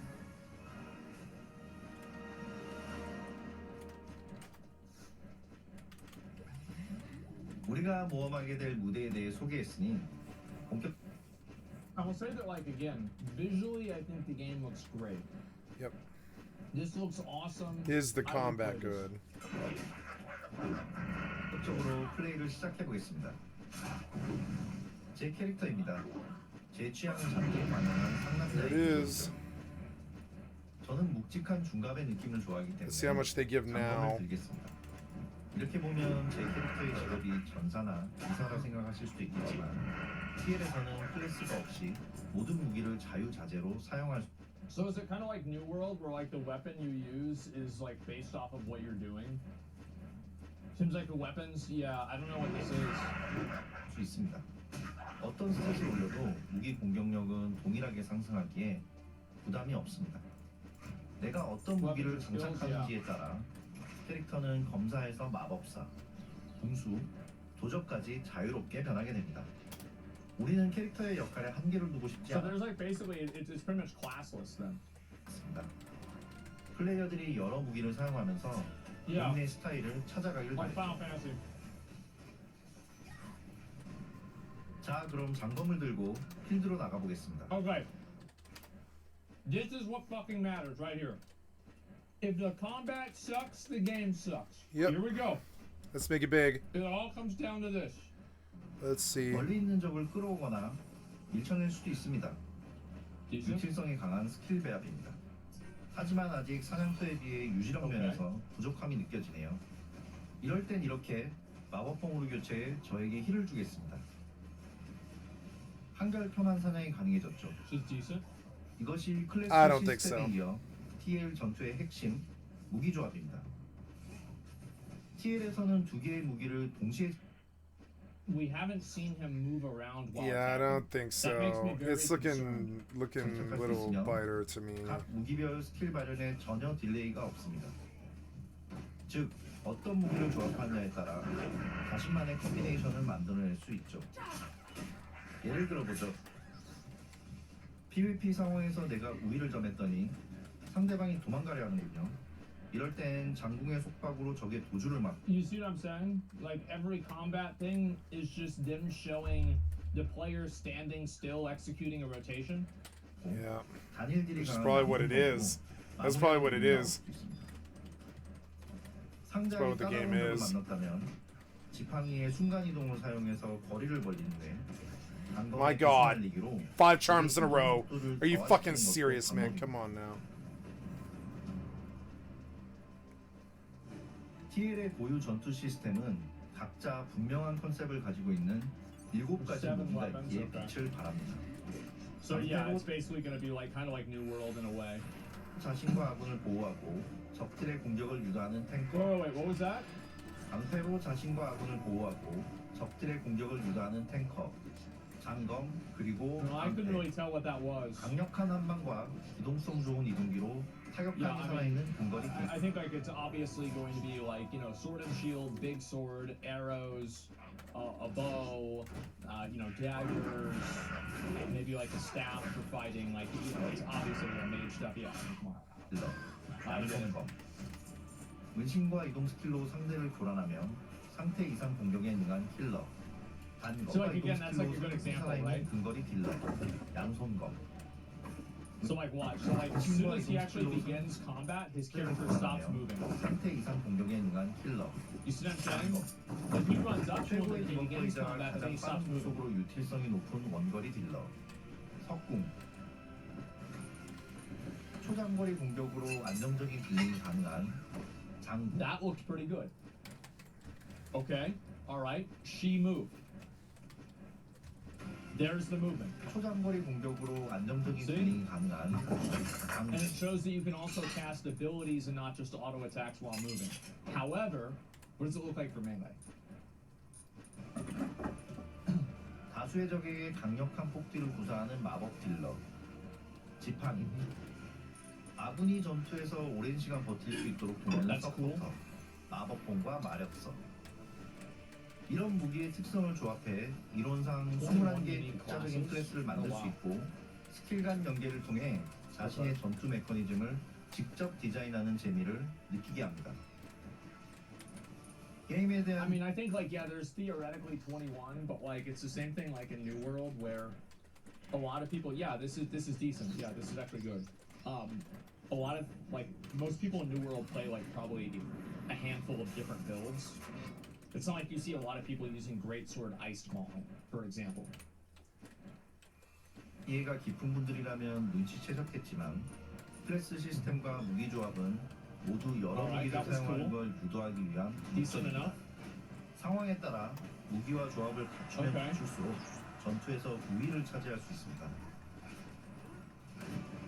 필연적으로 무기 성장이 있어 플레이어의 고충이 생길 수 있습니다. Okay. 이런 문제를 해결하기 위해 우리는 안전한 강화 시스템을 마련했습니다. Okay, so this is honing instead of BDO. Safe enchant system. This implies that they're talking about it in the context of BDO. 여러분은 성장하기 위해 무기와 스킬을 강화해야 하지만 여러분은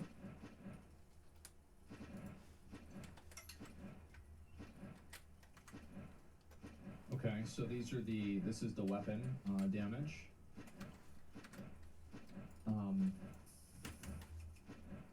30%. So there is some form of. It basically has honing. How does this work? 성장하기 위해 무기와 스킬을 강화해야 하지만 Well, actually, maybe not, because this percentage moved up. I think actually this percentage refers to like this circle and not a percentage of. Yeah, they're like 그 stages. 과정에서 실패란 개념은 없습니다. 모든 강화는 Wait. 있지만 You must enchant your weapons, but there will be no such thing as failure. 그 과정에서 실패란 개념은 없습니다. 모든 All enchantments are cumulative, and the weapon will never drop, nor will cause your weapon to break. 강화는 누적되며 강화 수치가 하락하거나 파손되는 Okay. 경우는 존재하지 않습니다. 여기에 무기의 교체와 교환이 자유롭게 발생할 수 있고 동일 등급 장비의 강화 레벨을 그대로 일어날 수 있는 전승 Oh 시스템. wow! So you can just like swap it over from like one weapon to Your another. skill has I mean, increased. Am I like the only person? I think like if you can Damn do it. this, like why not just let it to where like the first two weapons that you upgrade, or 3 or 4, it just upgrades all of them. Because like I don't know, that's the first thing I think of whenever I see a system like this. Because like, if all it takes is one like button, a click, just to do that, then why not just make it a universal level or like the universal like proficiency, rather than applied to the weapon in the first place? I don't know. 시스템을 갖추고 있습니다. Voids for weapons. 플레이어는 Yeah. 무기 성장에 대한 부담감을 줄이고 상황과 콘텐츠에 맞춰 여러 무기를 선택할 수 있습니다. Again, standing still. 무기 조합은 개인 there 전투에서 it is. 유용한 시스템이지만 She moved a little bit. 있습니다. 무기 조합은 개인 전투에서도 Alright. 유용한 시스템이지만 Not bad. 파티 전투에서 더욱 빛을 발합니다. 아, 여러분은 TL에서 일반적인 MMORPG에 탱커, 딜러, Tank damage dealer formation. Okay, 힐러 sure. 포메이션을 취할 수 있습니다. Got it. Makes sense. 하지만 그보다 더 많은 전략적 포메이션을 만들어낼 수도 있죠. TL에서만큼은 한순간에 탱커에서 딜러로, 딜러에서 힐러로 변신이 가능하기 때문입니다. 플레이 중 파티에 위기가 왔을 때 탱커와 힐러로 조합을 변경할 수 있습니다. 빠른 돌파가 필요하다면 딜링 위주로 Break through quickly, reorganize. 재편할 수도 있겠죠. 이런 파티 플레이의 정수를 느낄 수 있는 장소는 던전입니다. TL의 필드에는 더 막강한 적과 더 막대한 보상을 만날 수 있는 던전이. So I'm curious if they have like, because they've shown this before, and I'm curious if they have anything besides just the outdoor dungeons. Do they have instance dungeons or not? Because this one looked like it was an outdoor dungeon. 배치돼 있습니다. 필드 던전에는 두 가지 특징이 Field 있는데 dungeon seems like 한 가지는 outdoors. 입장부터 Look at this. This is 없이 really cool. This is 플레이가 awesome. 이루어지는 심리스 던전으로 이루어졌다는 점과 다른 하나는 던전을 입장하는 조건이 Yeah, 레벨 제한이 아니라 You just go in there. 비가 내리거나 That's badass. 밤이 찾아오는 것처럼 환경에 따른다는 점입니다. 즉, 저레벨이라 할지라도 던전 플레이를 Okay. 즐기는데 So you can carry 제한은 your 없습니다. friends. 던전을 탐험하는 데 필요한 건 레벨보다 동료입니다. Companions to explore these 모든 dungeons. 던전은 혼자만의 힘으로 돌파할 수 없으며 파티원들의 서포트가 있어야만 원하는 바를 이룰 수 있습니다. I mean, that's pretty cool. I mean, by the way, that's basically a chimera from Final Fantasy, but hey, I don't give a fuck. 어쩌면 오픈형 던전에 큰 감흥이 없는 분들도 있을지 모르겠습니다. Yeah. 제한적인 상황과 단기적인 목표 성취 때문에 던전 플레이를 즐기는 분들도 많기 때문입니다. Makes sense. Yeah, true. 그런 분들에겐 파티 Okay, so they do have instance dungeons. Yeah. I just don't think you can make challenging content without limiting the amount of players that are in the area. Like, you have to have instances for content. Your skill has increased. 인스턴스 던전을 보내드리고 싶습니다. 최정예 파티가 리트의 리트를 거듭하며 던전마다 제각각인 동인을 공략해 나가는 MMORPG만의 협동 콘텐츠 재미를 10분 느끼실 수 있을 겁니다. Oh, I got killed. The fucking bird despawned. Come on, man. Stop de-charming. You're a decent challenge. You're done in under 90 seconds, and you're a decent challenge. You gotta do better than that. Fucking, you guys didn't code this right. Man.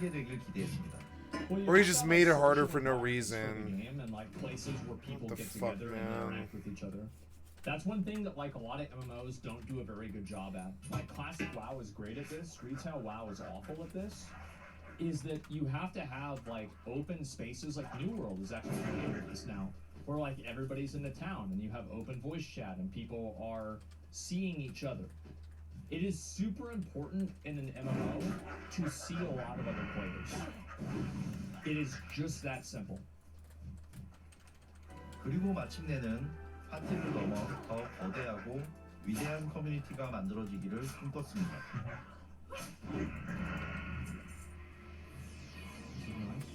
길드는 TL이 꿈꾸는 협동 콘텐츠의 최종 진화 형태입니다. 여러분이 TL의 세상에 적응하기 위해서 길드는 필수적인 요소가 될 것입니다.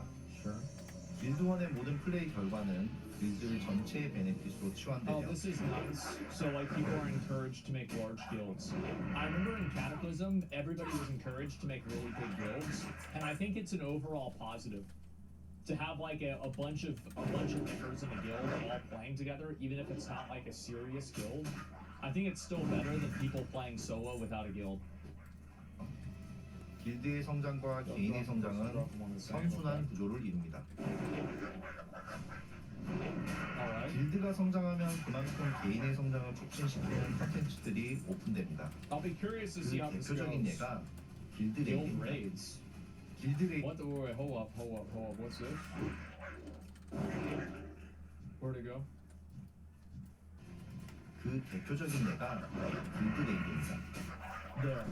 Okay, so these are the different bosses that you can fight, and I guess these are the levels of the bosses, and these are too hard for the current raid, probably because you need to be at least probably level 33 to enter, or 34 to enter, I'm guessing. And that's the loot that can drop. That's cool. Okay. Oh, guild level. Okay. Oh my god, you took my rings off again. Why do you keep doing this? I've got the mods turned off. Why do you keep changing my gear for me? What the fuck, man? I'll sell those rings or destroy them. I swear to god I will. If it makes you stop doing that. I'm sick of fighting the clients. So it's like hard modes, basically. 길드가 성장하는 만큼 플레이어는 더 크고 대단하고 다이내믹한 경험들을 할 수 있습니다. 가장 단적인 예가 공성전입니다. TL의 I 공성 wonder how laggy this is gonna be. That's the one thing I think about. Is like, yeah, how laggy is this gonna actually be? Pretty laggy. 는 개발 기술의 집약 Especially if it's free. Yeah, we'll see. 1000명이 넘는 인원이 This seems pretty good. 끊김이 없는 서버 Look at this. 기술력과 직접 거대 생명체인 골렘으로 Yeah, 변신해 it's not fucked 전쟁에 up 참여할 hardly 수 at all. 지금껏 경험하지 못한 공성전은 Did you see you got some sort of reward on Rusting Dead? 그 결과 Oh, no, I got some sort of reward? No, no, what do you mean, number two? Like, I didn't see, no. Are you talking about the Discord? I can't go on the Discord very long, but I'll pop in there.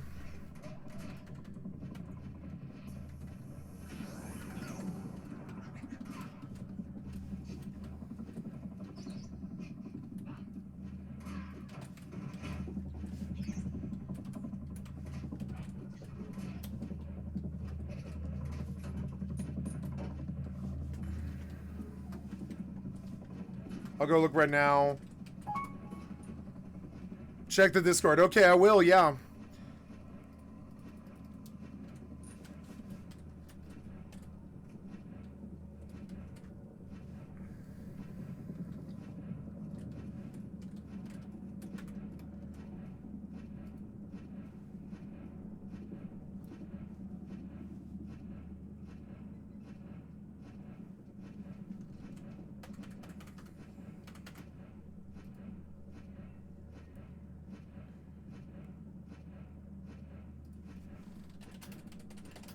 Shit, this bird's gonna come back on me. I know he is. I'm getting distracted here.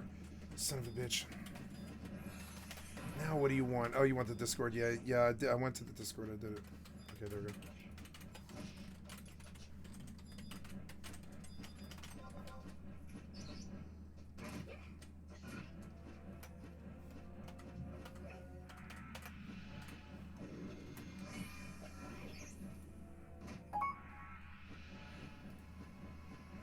Congrats to skycat.live for the scoreboard victory. Enjoy the spoils. Okay, sure. I got the scoreboard victory. Did I? Yeah, I kind of figured I might.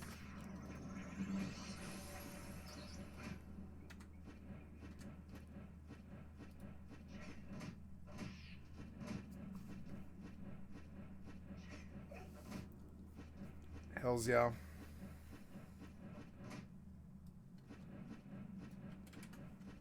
I like bragging on that one, you know.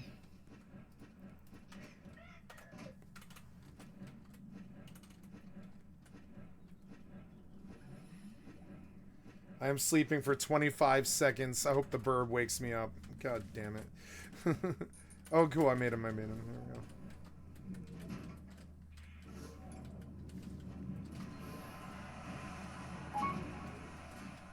Your skill has increased.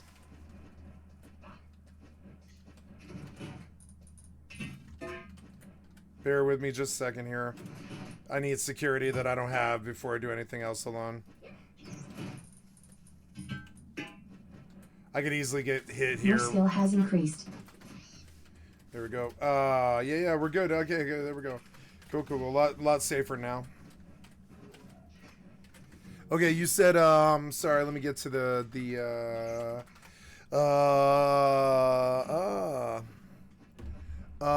have you won before? If so, what do you get? No. I don't know how long this server's been around, but I think it's only been around for 2 years. I started last year in October. Nice. I killed the zoo as well. Nice. Well, at least I got parrying off him. I didn't get any loot, but yeah, that's all right. No, I've not won anything before, no. Oh, my friend whispered me. Oh, I can't. To play Road Train.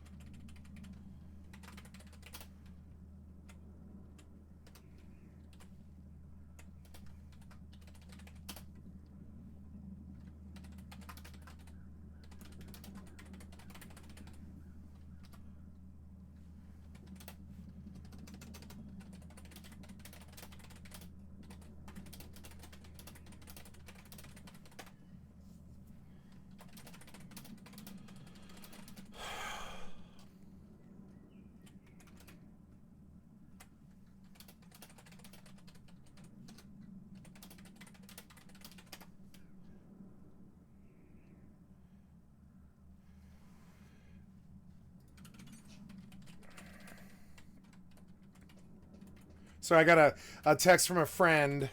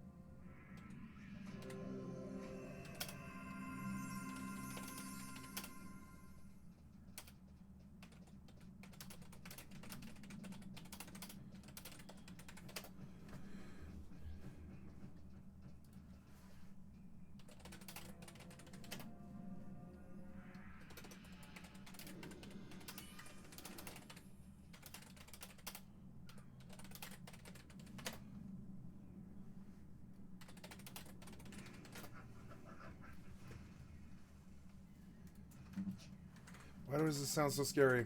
Oh god, okay.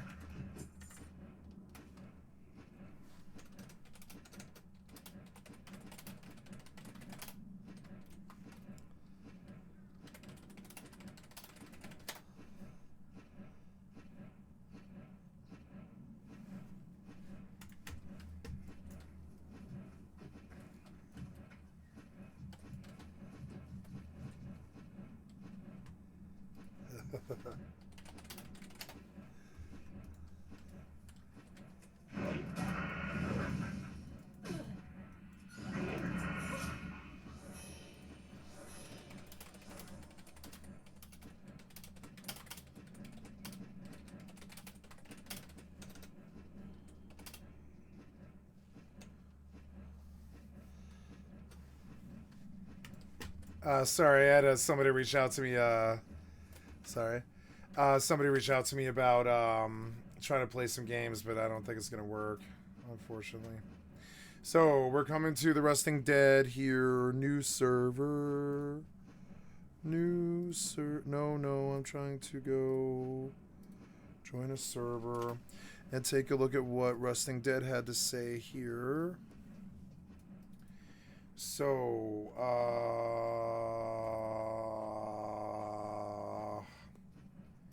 the general. Oh no, did you de-aggro or something? Oh no, okay.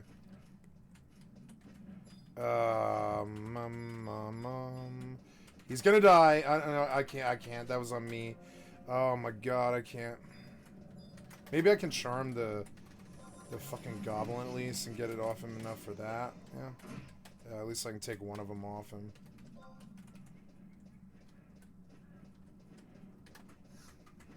God damn it. I'm trying to read a Discord and I end up pulling fucking mobs out of nowhere. Take him, take him. Oh my god, you fucking stole my bird, you... Oh my god. I really needed that fucking bird, you asshole. Fine, I'll just take the Mandy. I don't want any more D-charms. The D-charms are killing me. I'm too distracted in prime time. The zoo is EM too. You shouldn't have taken him from me, you dick.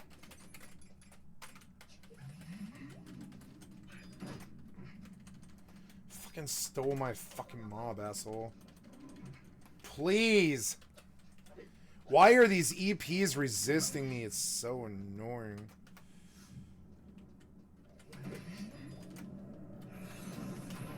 Fucking so annoying. Oh my god. Why does it feel like I don't have an axe on? I do, I just can't see it. Thank you. Ah.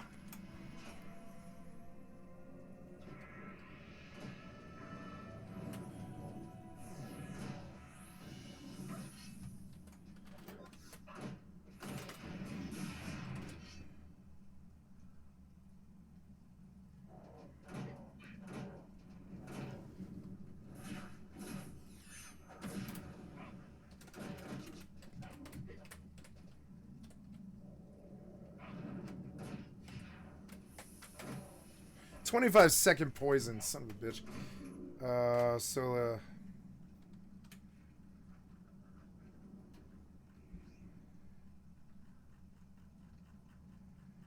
Fuck.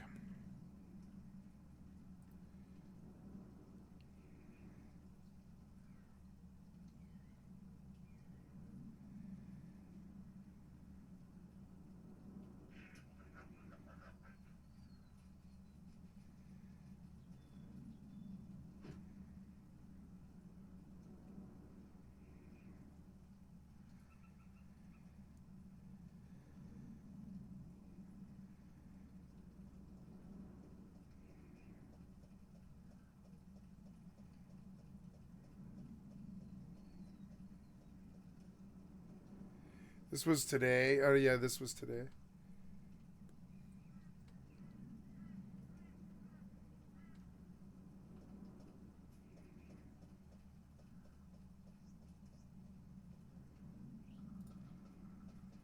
Who is this? I can't even see the names.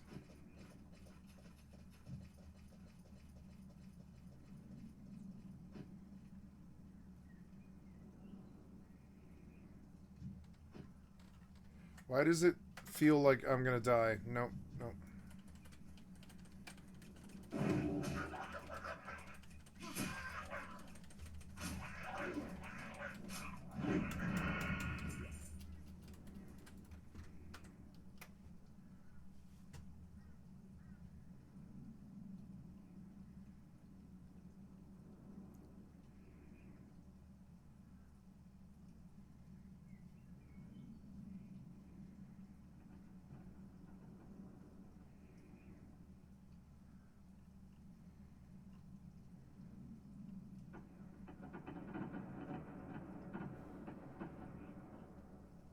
Why do I hear MLRS?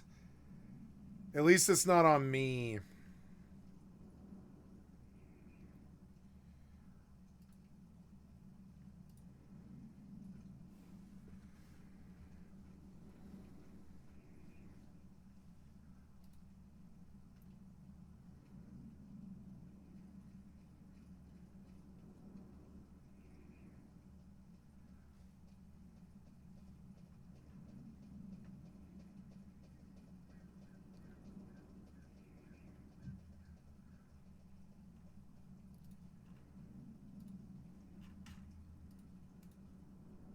Thank you for bringing this to my attention, number 2. You're a good person.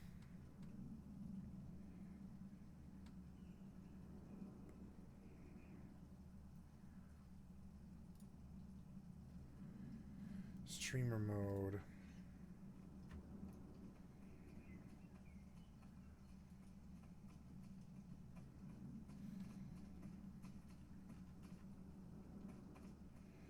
Can't see the names. Disable it. I can't see the fucking names. Oh, Mixa.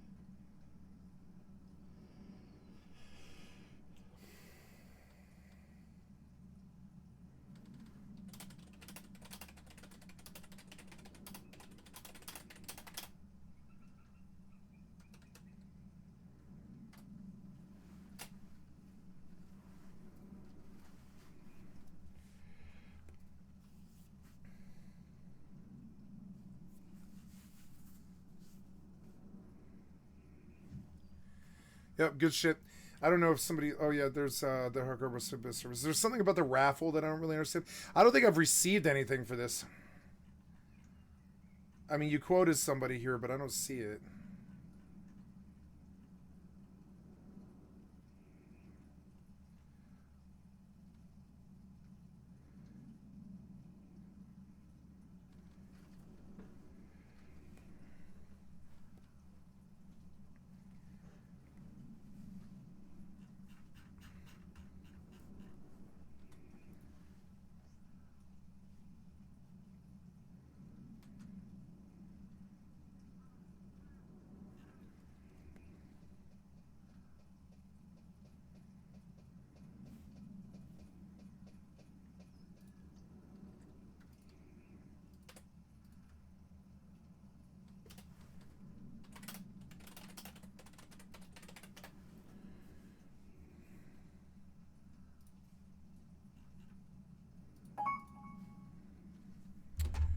You don't see the Rusting Dead account? Rusting Dead account? I don't see it on your screen. I don't know. The Rusting Dead guy? Yeah, it's here. I mean, I'm on the Discord right now reading it, but I don't see. New map for sure. I'm looking for the stuff he said. Did this get resolved? I checked the console. Yeah. It was how it was going through. Should be up slowly. Okay, and for me in the admins thing, the account is the Rusting Dead mod. Oh, no, I don't see him. No. So this partially might be because I don't have, like, I keep leaving the Discord, so I don't have any standing here. See, I have to get started and all this. I have to do all the read the rules stuff, right? He's the one I saw type it. Yeah, I'm sure. Yeah, it's cool. I mean, I'm not too worried. Like, I don't know if they gave me anything, but I don't think they did. If they did, it'll be gold time, I imagine. Today is 7:30. Okay. But yeah, I don't see it. One sec.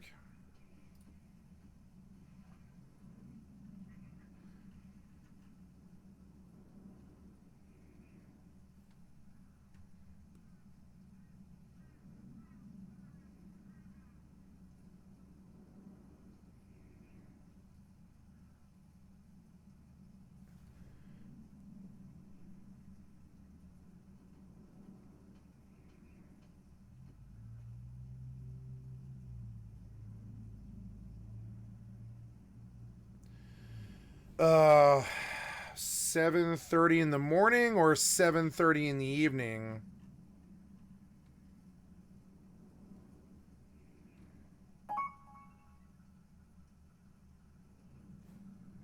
PM. Okay.